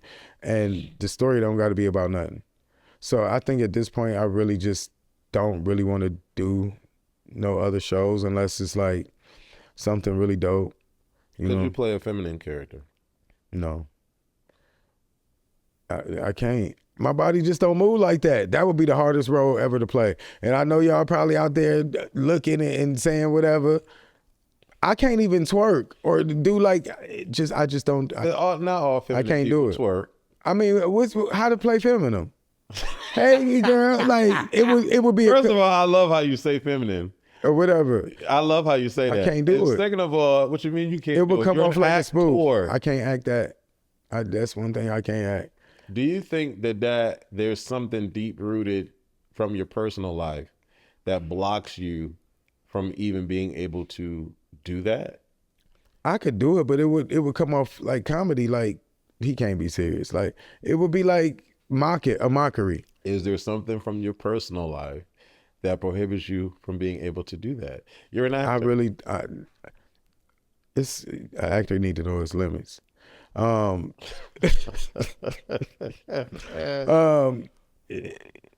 Maybe. I don't know. Who from your childhood can you look to and be like, who was the first person ever that you saw that was a feminine man that you knew, and what went through your mind when you saw that person? I mean, the first man was this guy named Raymond Duke, my uncle, you know, but he was my brother's uncle, my father's other kid's uncle. Okay. And I ran away and I was staying at my brother's house and they put me off on Raymond. They was like, well, you should go stay with Raymond, you know, Uncle Raymond. And Uncle Raymond was the gay man at church, you know, and I remember seeing him at church. He was openly gay and everybody respected him, you know what I mean? Okay. He owned his own home and worked and, you know, and I remember him, you know, but then they put me off on him and was like, you know, my stepmother who I was staying with, she was like, well, you need to go stay with Raymond. So I go to stay over Raymond's house. And that was the first openly gay man. He was a nudist. And he tried to be naked around me. I was like, nah, you can't be no nudist while I'm here. You know what I'm saying? But I stayed with Raymond. And he was openly gay. When I met him, he was married to a man. And he was respected. And he was an AIDS activist. You know, so he pretty much told me a lot of stuff about like HIV and things like that. My mother and him never told me things like that. So going to stay with him, he had a box of condoms and things like that. So that was the first openly gay man. Before that, I'd never seen anybody. So how old were you when you? This was like when I was running away before I went to jail. Like, how old was I? Oh, maybe this was after I got out of jail, like 16, 17. So would you say overall your experience with him was positive? Yeah, definitely. So then what's the anti-feminine energy for? I'm trying to dig in to figure out where that comes from. I'm not anti-feminine. I'm just saying I'm not. I love, like, I'll be around feminine. Like, I was in a house. Like, I've met trans women, Okay. like trans men. Some of the greatest people, some of the dopest people. Like, they so talented and dope. A lot of people get that wrong. Just when I say who I am, like in my experiences, don't mean that I don't. I can sit and kick it with anybody. I love people. You know what I'm Okay. saying? So I've sat and kicked it with trans women. Like Sade, like she's one of the most beautiful trans women I ever seen in my life. Spirit, soul, everything. I like, you know, I be around feminine people. I mean, I don't kick it with them on the day to day. We just do different things. You know what I'm saying? Like, I be on some different stuff. I don't really kick it with people like that. So I mean, but I love everybody. Okay. I'm playing devil's advocate, by the way, for those of you that don't know. I like to see where the audience might look at things and then ask questions from their perspective. Okay. But I'm curious. That's very interesting that you cannot or will not play a feminine character. That's Right, interesting. though. It's some people who won't put on a dress. It's some people that it's won't some play a gay actors role. who won't Yeah. play a gay role. Yeah, I get it. And it's just for like, me, why is it wrong for I won't play a feminine role? That's the same thing. So correction. I never said it was wrong. I said it was interesting. See, the word choice is very but important. the audience might say it's wrong. Oh, well, that's they need to understand English as well. But it is very interesting. The reason why I say it's very interesting because I'm of belief that actors should not limit themselves. If you're an actor, I feel like you should be able to put yourself in many different situations. But that's me. Everybody looks at it But differently. you don't have to take every role as an actor. And you don't. You know what I'm saying? It's going to be many roles that you turn down. You don't have to take everything that's given to you. I want to represent the masculinity in the community. You know what I'm saying? So why would I play a role? Like, I'm not saying that I can't. It would look like a spoof. Somebody would have to work with me. It won't come off right. My body don't move like in some of the ways, like fluidly, like the talk, the lingo. It'd come off like Tu Wong Fu. Okay. Now I could do Tu Wong Fu if that's what y'all want. Some nigga with a beard and a dress. Y'all could have got Saucy Santana for that. Okay. Have you ever faced typecasting, and how did you navigate it? I think I'm typecast now because I'm one of the only masculine dudes that was acting at the time. So every DL role, every thug, everything, I was the one who Tripp could play that. You know what I'm saying? Other people probably could have played it, but maybe it was just easier for me to do it. So, you know, I like in roles like that, I don't really think it's like pushing me as an actor, you know, because a lot of that stuff come naturally. You know, I'm saying the lines and doing whatever, but it's not really a challenge for me to play a thug or something. So I think I've been typecast in that way, and I've been trying to like change the narrative, like with shows like, you know, Someday This Pain to Be Useful to You. I play like a grown man that's a killer. I play, you know, different things recently. So How you feeling? I feel great. Yeah. Yeah. Do you love being in Atlanta, or do you miss being overseas? Like, where do you think your heart lies, location-wise, at 46 years old? You know, that's a good question. I love overseas. I think overseas did what it did for me. I don't need to live in Korea again for 3 years. That's too long to be that far away, you know, from the people. If something happened, I would have been buried next to the Asians. And my people wasn't coming to get me. You know what I'm saying? So I think that was good. That was too long to be there. I'm grateful for the experience. Back in the day, I've lived in Atlanta a couple of times. I left Atlanta before because I was like tired of dating, sad. Like it was a lot of great things going on with me with the acting, but I was looking for love and feeling lonely and things like that. That's why I was open enough when somebody came back into my life and proposed to me in my dirty ass room. You know what I'm saying? I was open to let that happen. So last time in Atlanta wasn't good, but I think this time, this is where I need to be, and I'm happy to be here now. Like, I'm finally free of anything. I'm by myself. I'm creative. A lot of great things have been happening to me, just creatively. And I think when I don't focus on love in a relationship, I'm more successful. And I think I need to just focus on my career right now because I put that on the back burner so many years wanting to be in love. So now I'm happy being single.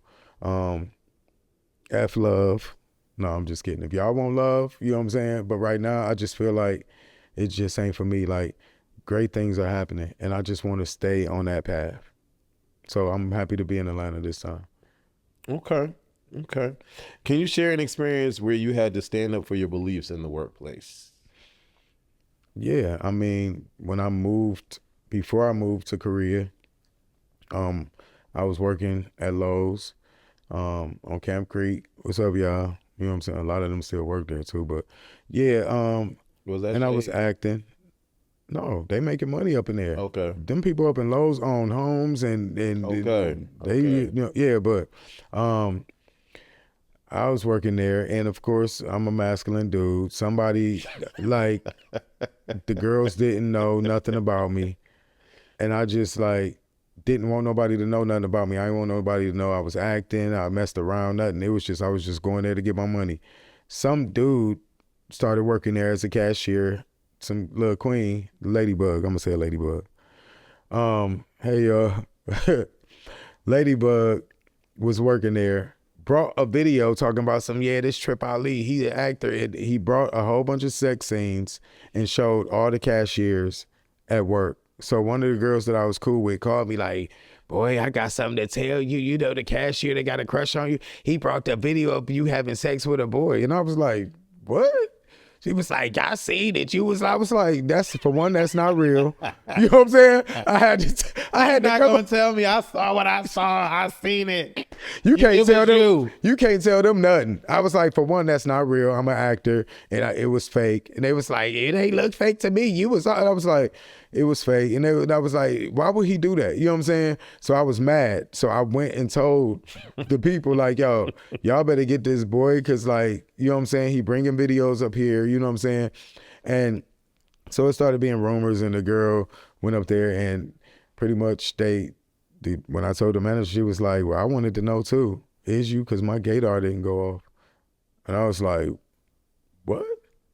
Yo, I was pissed. It'd be like that. They see stuff online or so I had to videos, stand up and they're for like, myself. hey, I saw, hey. It'd be like that. How do you maintain authenticity in your performances, sir?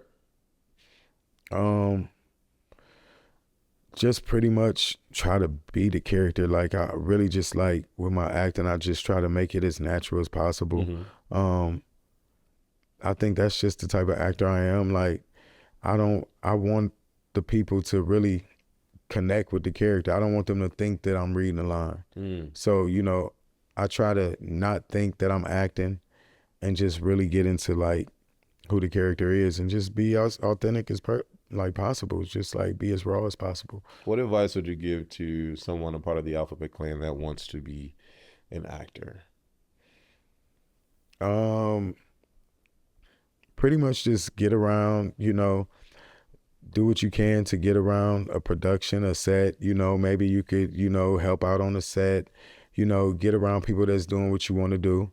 You know, like when I was coming up, I was everything. Second AC, I gripping electric, I carried sandbags. You know, you want to get up around set, you know, you want to be around other actors, go to some acting classes. When you go to some of them acting classes, you'll meet other actors there that's working on projects, you know what I'm saying?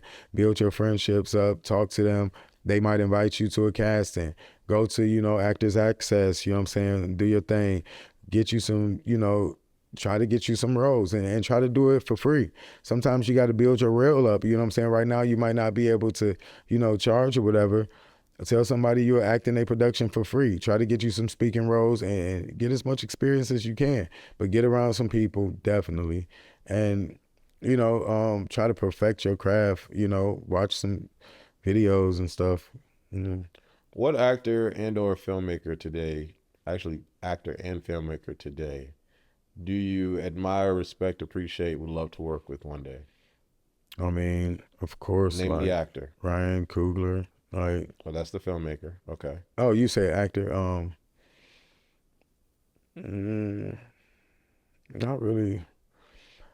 There's not one actor you be like, yo, you be doing it every time, every film this person is in, whether he or she be doing it. Like, oh man, I would love to work with them. I mean, it's a lot of people that I would love to work with, but I ain't like dying to work with nobody. Like, I really want to just create my own stuff and like create new talent, like bring new faces on. I love everybody and what they doing. I'm not like a really super fan of nobody. It ain't like nobody that I follow, more of like the directors and What is it the about Ryan filmmakers. Coogler that speaks to you? His vision, you know, like his taste in films, like his cinematography and things like that. And you know, he's a black man, you know what I'm saying? Like, I'm rooting for the black man because it's like we got to. Because it's like if the door opens for them, then the door can open for us, you know? And I just really want people to really support films. I know y'all just don't be wanting to go out and see films that's black because y'all don't like them, you don't want to hurt it. Y'all need to go see the film just because the person is black. Just because they black. Because it's just like, if you don't show out at the box office for them, then we won't get the opportunities when it's time for us. They'll be like, y'all ain't doing nothing at the box office. Why would I give you this money for this film? Like, we gave so-and-so this and we lost our money. Like, just support, like, especially if you're a filmmaker, you know what I'm saying? Or if you in film or want to be anything, go see these movies, man. Support these people because it's like, Now, I'm gonna ask you, did you see Sinners? no, but I'm going to see it. When? Goddamn. It's been sold out everywhere. It's been sold out like theaters, like the days that I was available to see it. Y'all know I like, so. Okay, I'll accept that. Mm-hmm. But yes, everything that you said before that is correct. You trying to get me up. You need to go see Sinners. It is so freaking amazing. And you don't have to be a filmmaker to go want to see that. Just like this man said, because you're a black, you should go see that. Because this is not the typical filmmaker, black filmmaker that is just making a mockery of black people and getting paid. This is a filmmaker that is teaching you about your black people and getting paid. Mm-hmm. This is a filmmaker that is promoting black power, black beauty, black history, mm-hmm. and is getting paid. Mm-hmm. That's why you need to go support this film. Mm-hmm. Okay? I would say something else, but you know, I'm going to leave it there. That opinion, I'm going. Good. You need to go. You should have went the first weekend because the first weekend numbers matter. I know. Yes. But they doing good. They doing great. They're doing okay. No, they're doing okay, but they should be doing Black Panther numbers because the you know it's not going to do Black It should, Panther. It's a superhero film. I get all of that, but it is just as important. These people, they don't important. Even, it is though. Ryan Coogler, I love you. Keep doing your work. Too, man. His vision is amazing. What do you hope audiences take away from your performances? I really want them to feel something. Whatever you could feel, angry, happy. I just want you to feel something like you ain't got to love the character because I'm going to be playing some people that you love to hate sometime. You know what I'm saying? But I want you to learn from the character because I'm trying to do like projects that you really learning from. It's going to be entertaining, but I really want you to pay attention to the characters and learn something from them and just understand. Like, I just want you to walk in somebody else's shoes. When you go to the theaters of production that I'm on, I want you to literally be able to walk into people's shoes and understand a different way of life than your own. How do you stay grounded in this entertainment industry? My family, you know what I'm saying? My people, they keep me grounded, you know what I'm saying? I'm just Ali, you know what I'm saying? When I go home, they ain't trying to listen to no, I mean, they proud of you, but they don't give a damn. You know what I'm saying? You be like, they still hang up on the phone on you, talk smart to you. You know what I'm saying? You be like, damn, you know, and the people that are my friends, the people that I be around, they keep it honest with me. They real with me. You know, they celebrate me, they support me, but they gonna always, you know, keep it 100. I'm in front of you right now, and I'm going to ask you, what role out of all the roles that you played speaks to you the most, you're most proud of? If you were to tell me that you were an actor, what role would you show me to showcase your acting? Someday this pain will be useful to you because I was the lead. It's a long series. I think maybe like 7 or 8 episodes. I got to tell different stories in it. You see me in a different light. I wasn't a thug. I was on the run. It's very serious. The topics is very serious. We deal with HIV. We deal with child rape. We deal with prostitution, drug abuse, transgender situations. So every episodes deal with a real serious topic.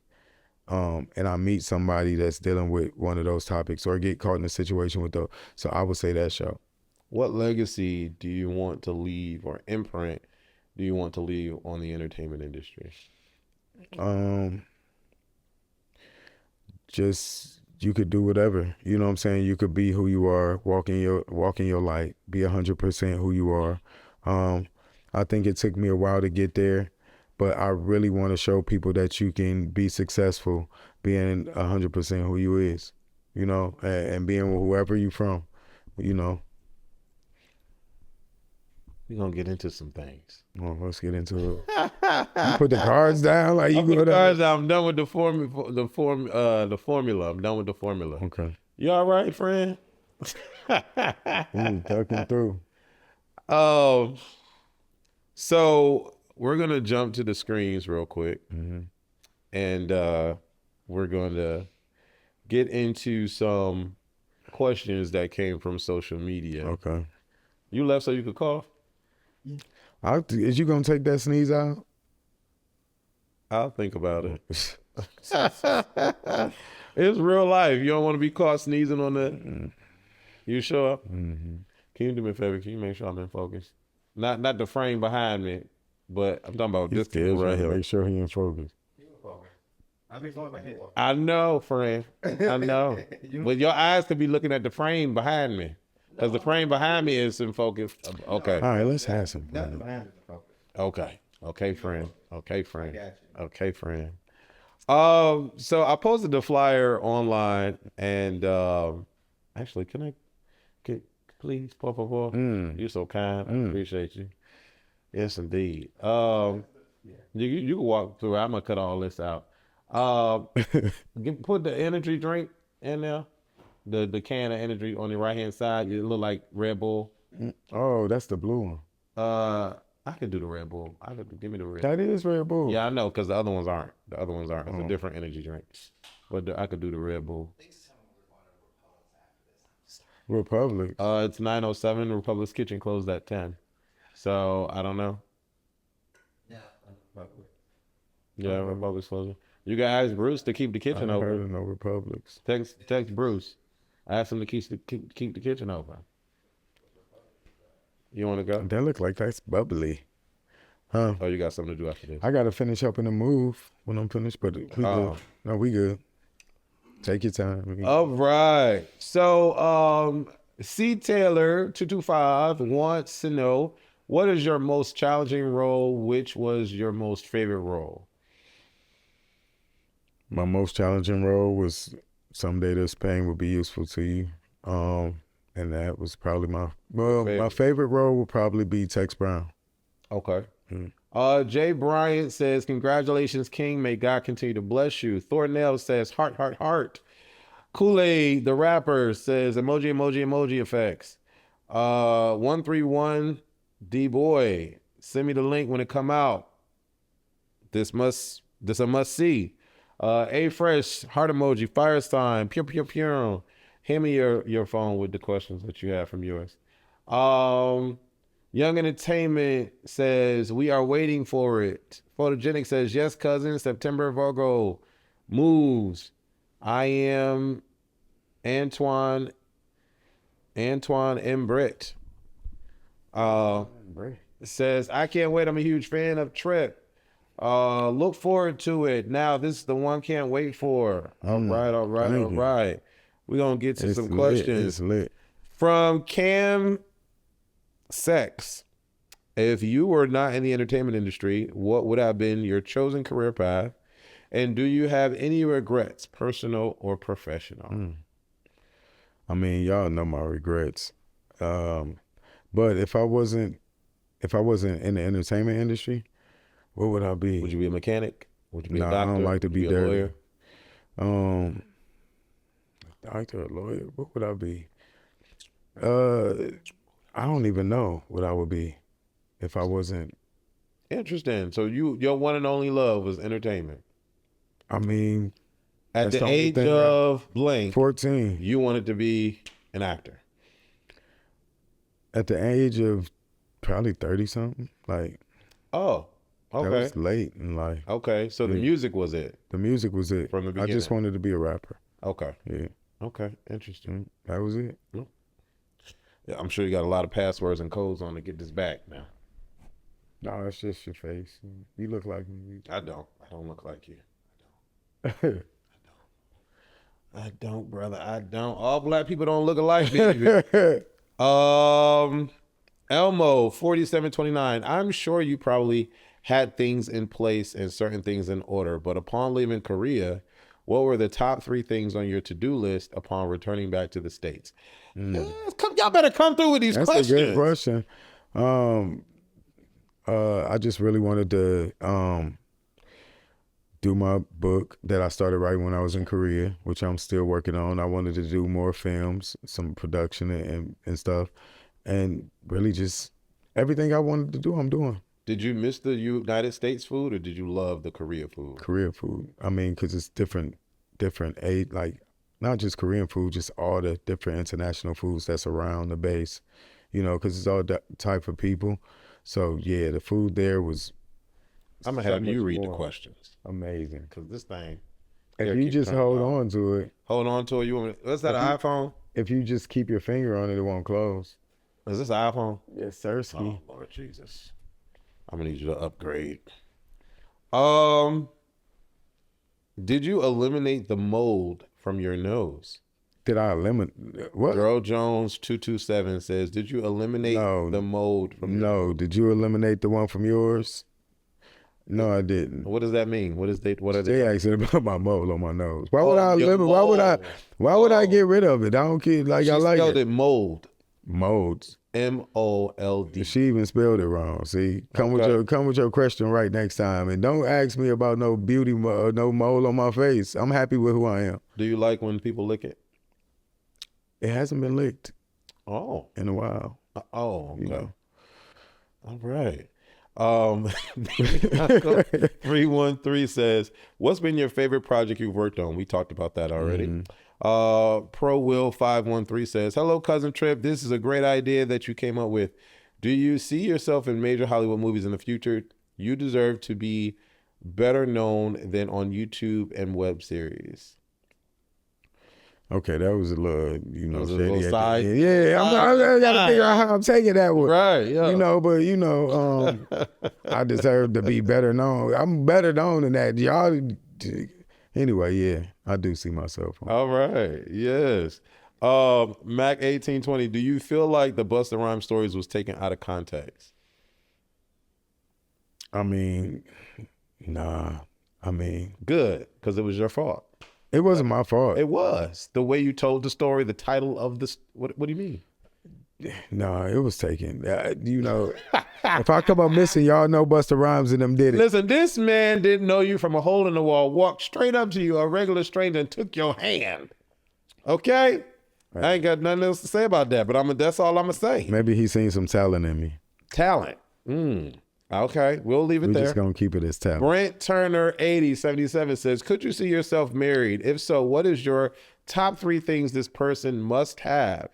Much appreciated, love. They asking some good, deep questions.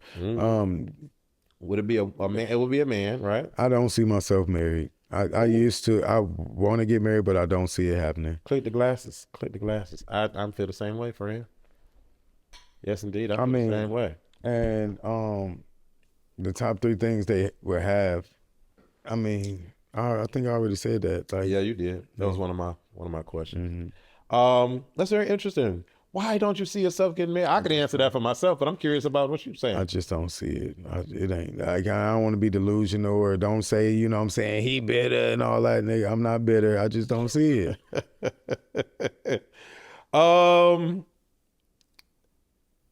Divergent Soul says, "Why do good ninjas hate bottoms?"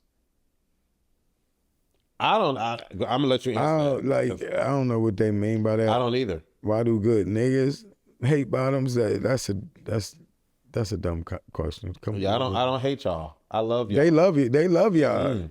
Maybe he meant masculine bottoms. Bottoms. I don't know what he meant. You are needed. You are needed. You we need bottoms for this. You are needed. Okay. Now they could be saying, you're right. They could be saying feminine bottoms. And you said that masculine bottoms, my face, it don't recognize my face. You're saying that you said that masculine bottoms, as a masculine bottom, you've had issues. I don't know what the hell kind of world you was living in at that time, because we need masculine, but I want masculine bottoms. So for you to say you had all these issues, it's very hard to understand and believe. I mean, I didn't say I had a lot of issues. I just said some of the issues that it's been being. But like y'all know, I've been in a relationship for a long time. Like, and it's like, I just was pretty much saying that it's tough. It's tough sometimes. Like, it really is. Yeah, I had a lot of feminine people hit me up like, I don't understand why he's talking about it's hard. If he's talking about a hard life, he need to live my life. Us feminine bottoms have so hard. They desirable now. You say what? They desirable. They hot. Are they? I think so. I be seeing a lot of people who be like, no masculine niggas. Like, really? Yes. Y'all don't be seeing that? I don't know what you're talking about. I promise you, they out here. What sites are you seeing? I don't. You go on Jack? Is Mass for Mass? No Fans. Mass for Mass is old. Okay, on what's the Scrubs or Strubs? I don't know what that is. Scrubs. One of the S one is just nothing but dick. Then on Grinder, no, Mass for Mass. All that. I mean, it's out there. It's always out there. No, maybe it's because you're masculine that you don't see their perspective. I think it's just a different level of masculinity. Just because they saying they masculine don't mean that I'll be attracted to them, because they probably still soft to me. Like, so you need people that murder people. No, you ain't got to be murder. You just got to be a man. Like, and that's the thing. It's like so many. Right there, you just said something now. You just said something that's gonna have everybody in a tivot. Because there's some feminine men that exist. So but not just that's not a man to you. A masculine man. Like, you don't have to be a thug or a killer. You know what I'm saying? But when you say masculine, people think, walking around sagging with your pants to the ground, some thug nigga robbing people. Okay. It's really not that. So you can be studious, a lawyer. I just think, yeah, you could be anything. Just masculine. Just don't have like a lot of feminine qualities. Now, like I said, it's different levels to it here. You know what I'm saying? So a feminine dude to me could be saying they want a masculine person that's just not wearing lip gloss, but you can still be soft. You can still be a ladybug. We love ladybugs. Did you put your phone back on? I have more questions. I wanted you to hang up. Answer the question. I want you to mess it up. That's interesting. I want to see Tripp with a feminine guy. No, I want to see it. I want to see it. I think your world would change. I think so. So the feminine dude's supposed to be fucking me?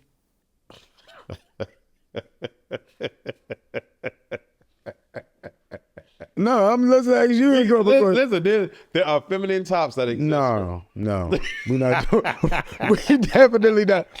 We're not doing that. Why not? No, that ain't how it works. They got the front jump. I don't give a fuck. It's not just about the penis. Okay. Like it's more. It's like the aura and stuff like that.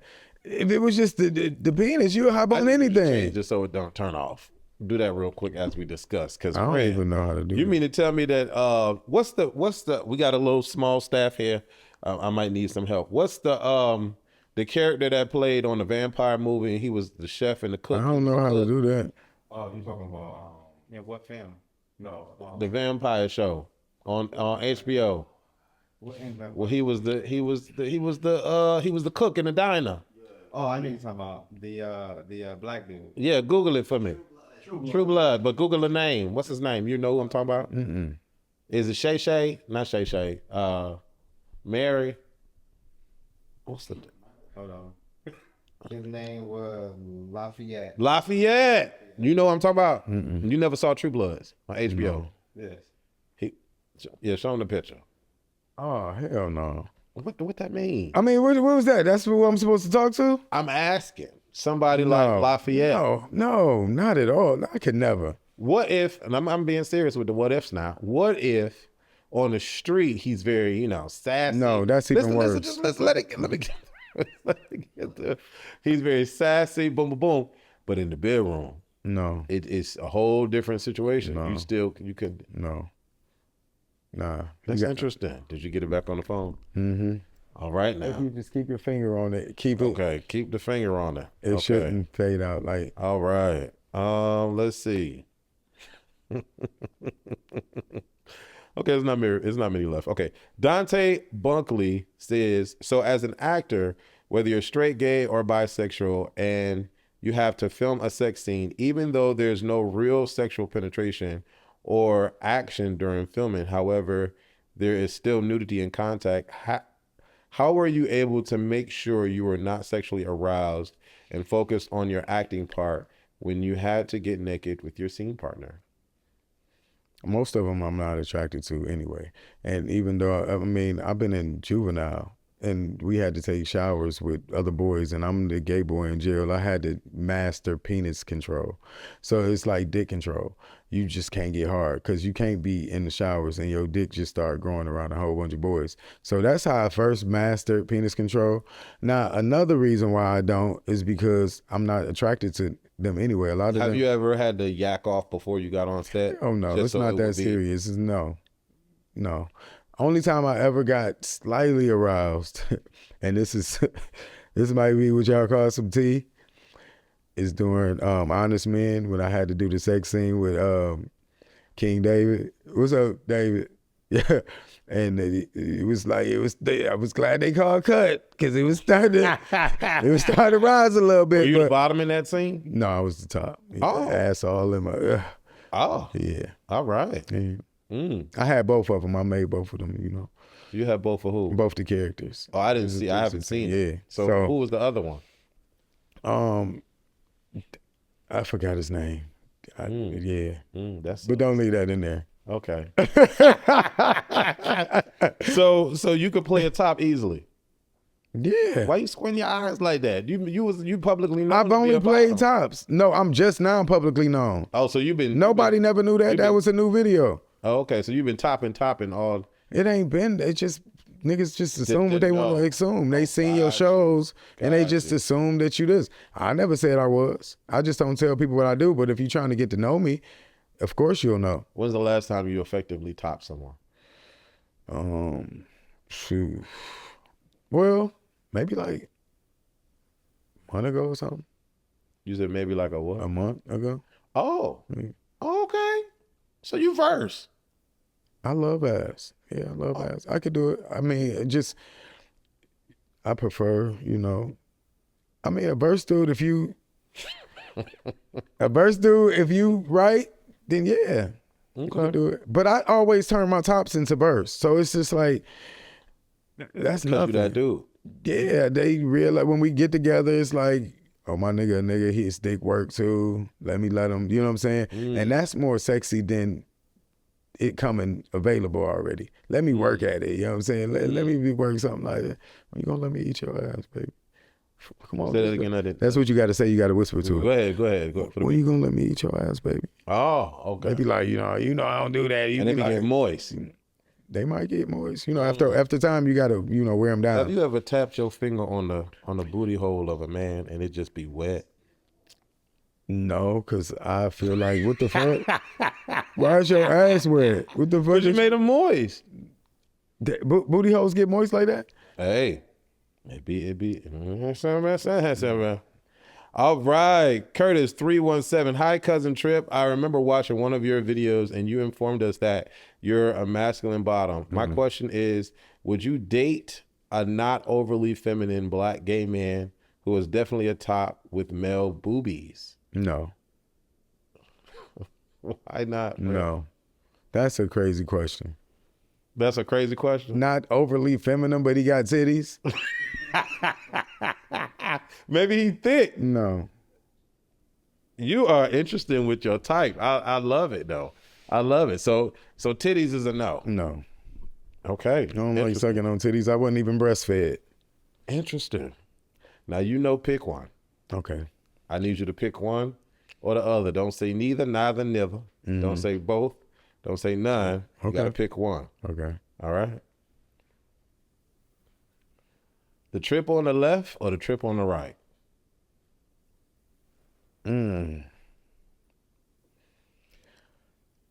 Damn. I mean, I love both, but I ain't really into the modeling thing. Like, traveling is my shit. If I could travel all the time, I could travel. Taking pictures is cool. I don't like studio pictures because I feel like you gotta look a certain way, and I like on location outside. Give me something in the background. Don't make me the main focus. So that one, the left. Where was your mind in the left photo? What was Tripp going through? What was be happening? asking. See, it's a lot behind the picture. Yeah, a picture is 1,000 words. That's what they say. Give me a couple. That picture, I think I was in Greece or somewhere. Maybe I forgot where I was on that picture, Was you but with I your know boo? I was with the dude, and I probably got into it with him at the airport, punched him in the back of the head. I apologize. You like that toxic? No, I don't. I don't like nobody to gaslight me. This was a really bad situation. Don't push me to do that, and I really apologize. I don't like that, being violent and stuff like that. Hold on now. You said don't push you to do. People would gaslight you, and they would do. So that means you hit them. Is that what you're saying? I'm not violent at all, though. I'm a non-violent person. Okay. So how does one not get you there? Don't play in your face? Is that what you're saying? Just don't intentionally try to hurt me or do things like inconsiderate, and just like don't give a fuck when you try to tell them. And it's just like, I don't give a fuck what you saying. I'm gonna do what I want to do, and you know it's hurting the person.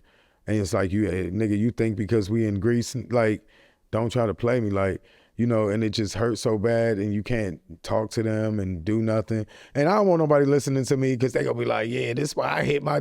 No, don't do that. It's not good. I'm just really being honest, because that's what the show is about. And I really apologize, and that's really not something that you should do. Are you a hopeless romantic? I used to be. Do you believe in love today? I used to.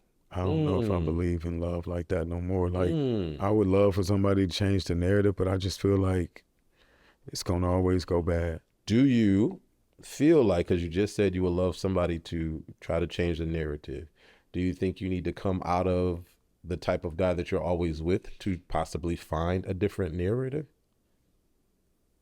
Masculine come in many different forms. That's I'm the not only just one talking about thing. masculine, but I'm The just type saying of in guy that general, I'm with, I've been with because different dudes against the board. The first dude I was a thug from the streets who sold drugs and robbed people. The second dude was a banker from Washington Mutual. They was from two total different opposites of the field. Lately, I've dated like really successful people, because after dating him, I don't know, I've dated doctors and really educated people and things like that. They attract me. You know, I'm not looking for no street nigga. You know what I'm saying? Or no rough house. Like, that's not what I'm looking for. I'm grown now. I was 17 at the time, a dude from Cleveland. So that made sense for a DL dude to try to meet somebody who didn't, you know, move like a gay person. That worked, but they wouldn't work now. what age were you when you knew that you liked men, and how old were you when you had sex with a man? I think I was probably like 5 or something. My mother had a friend that used to come over. He had these tight jeans on with a real big dick, and he used to lay on his lap. And this, I never had sex at this time, but I remember just looking at it, just staring at the thing like, damn. And I knew it was his penis. And then he would give us rides on his knee like a horsey, and he'd hold the back of your shirt, and you'd just be like, ah. And I remember loving to get on the knee. I probably would be backing up a little bit, like, you know what I'm saying? So that's a little kid, you know what I'm saying? That's before I even had sex. And I think the question is, like, having sex being taken from you or being, you know, from somebody is different than when you actually do it on your own. Were you molested when you were younger? Yes, by my mother's boyfriend. So I was very young, and it was like, when it happened, it was used as punishment. Was very young. Maybe like 5, 6. And you said when it happened, it was used as punishment because you did something wrong. I beat up my brother. I beat up one of my brothers, and they went crying and told him. And he was like, don't beat up your brothers. Like, why you do that? And I was like, they did something. He was like, I'm gonna beat you. I'm gonna whoop your ass. And he was like, y'all go outside. And they went outside. I remember them going throughout the door, going outside, and I was standing there crying, thinking I'm gonna get a whooping. He was like, take down your pants and lay on the couch. And I laid on the couch. I was like, I thought I was just gonna get a whooping with my pants down. That wasn't too different. But when he did it, he laid on top of me and just like me, and that was the first time I ever like, and he did it. I don't know if he came or whatever, but I remember it hurted so bad, and it was like and I was just like crying. And then when he got up and he was like, "Now go clean yourself up," and I remember I went to the bathroom. I remember seeing a bottle of bleach under the sink, and I was about to drink the bleach, and I just remember crying like, "I'm sorry." I felt so bad for beating up my brother. I was just like, "Damn, like for beating up my brother, like you know what I'm saying?" And that was the first time that something like that happened. You know, of course you had your little situations with cousins throughout the years playing house and stuff like that, you know, but that was a lot. Okay, that was a lot.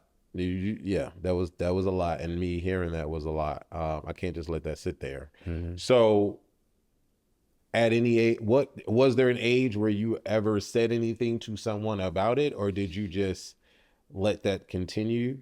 I mean, it didn't continue. It happened that time, then it stopped, and then my mother stayed into a relationship. I never said anything about that time.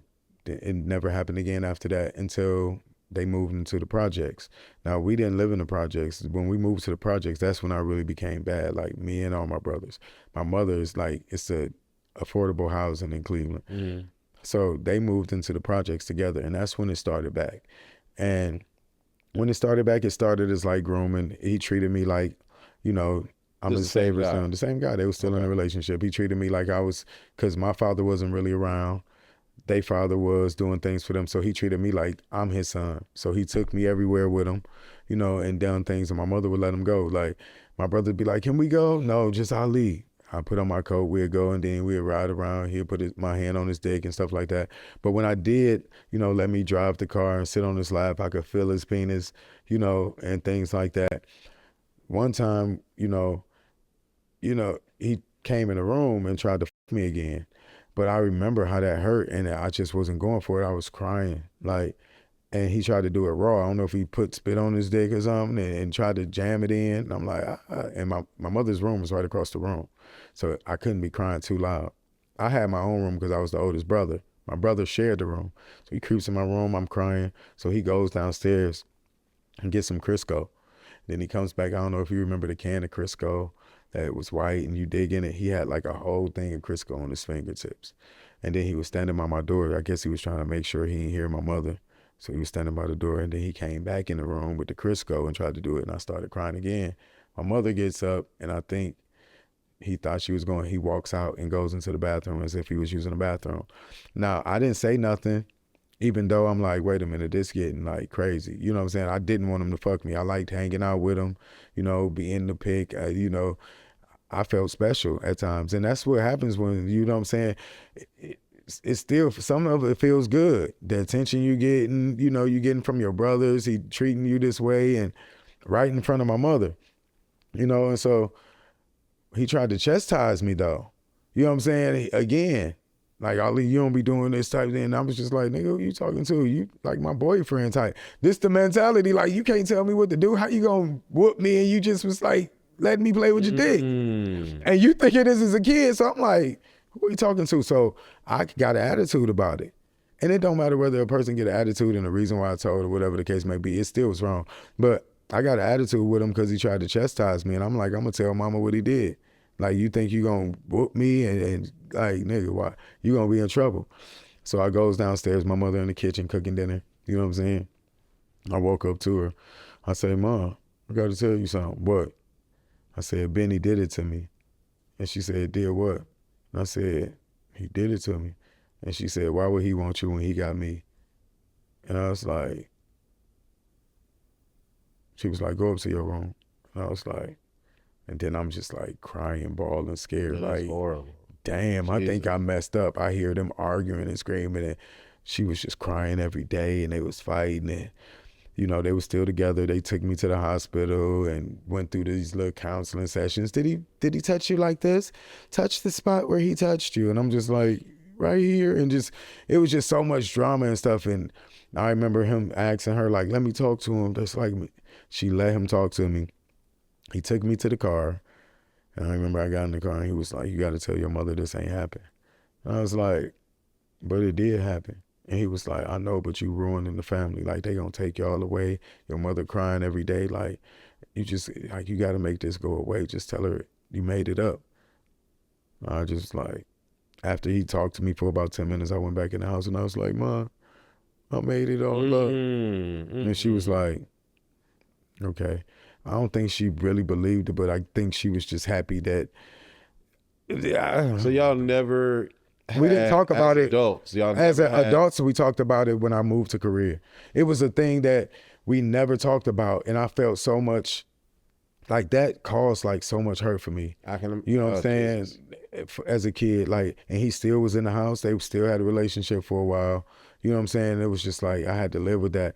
I just didn't feel like I had nobody on my team, and we talked about it as adults, and we went through a big blowout about it. You know what I'm saying? I just really wanted her to take accountability for it and just know, like, I know that happened, and I'm Did you sorry. blame her? Did you blame yourself? I didn't blame myself because I don't know why he chose me. I don't know. Like, I don't know if I looked gay or he thought I was gay. I was hoping he never tried my brothers. I don't think he did. I used to wonder why me. I don't blame my mother. I mean, she just didn't know what to do. She just was young. It was her first relationship where she felt loved.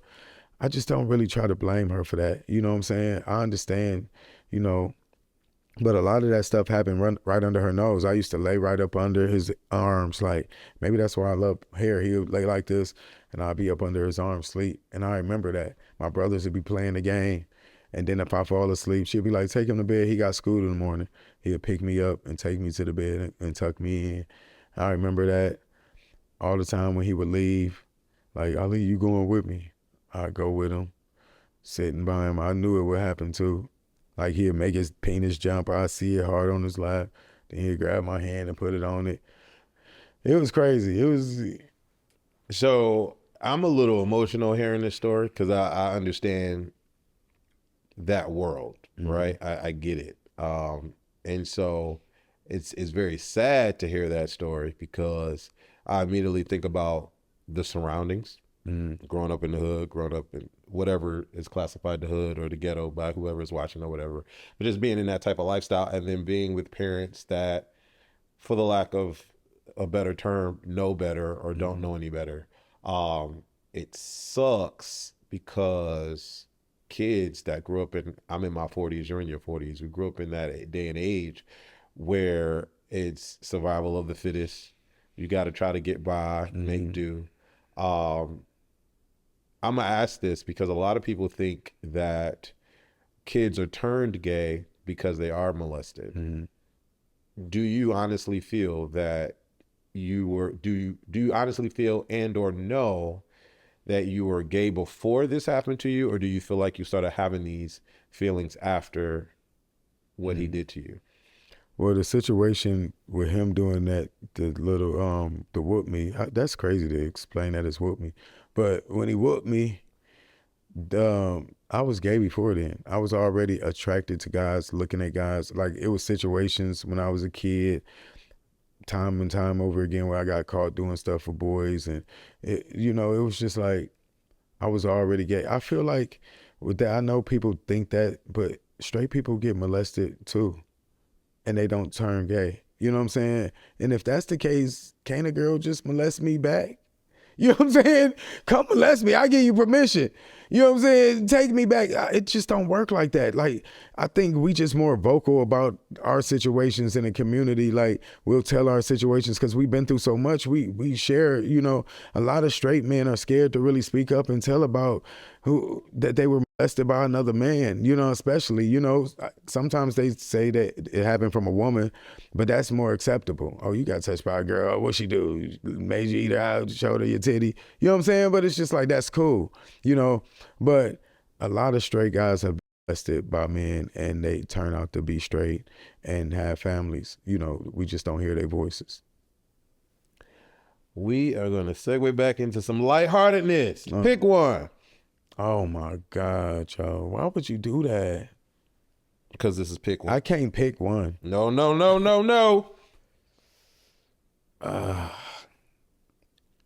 going to have to pick who's I got the most music for. I listen to the most, Brandy. All right.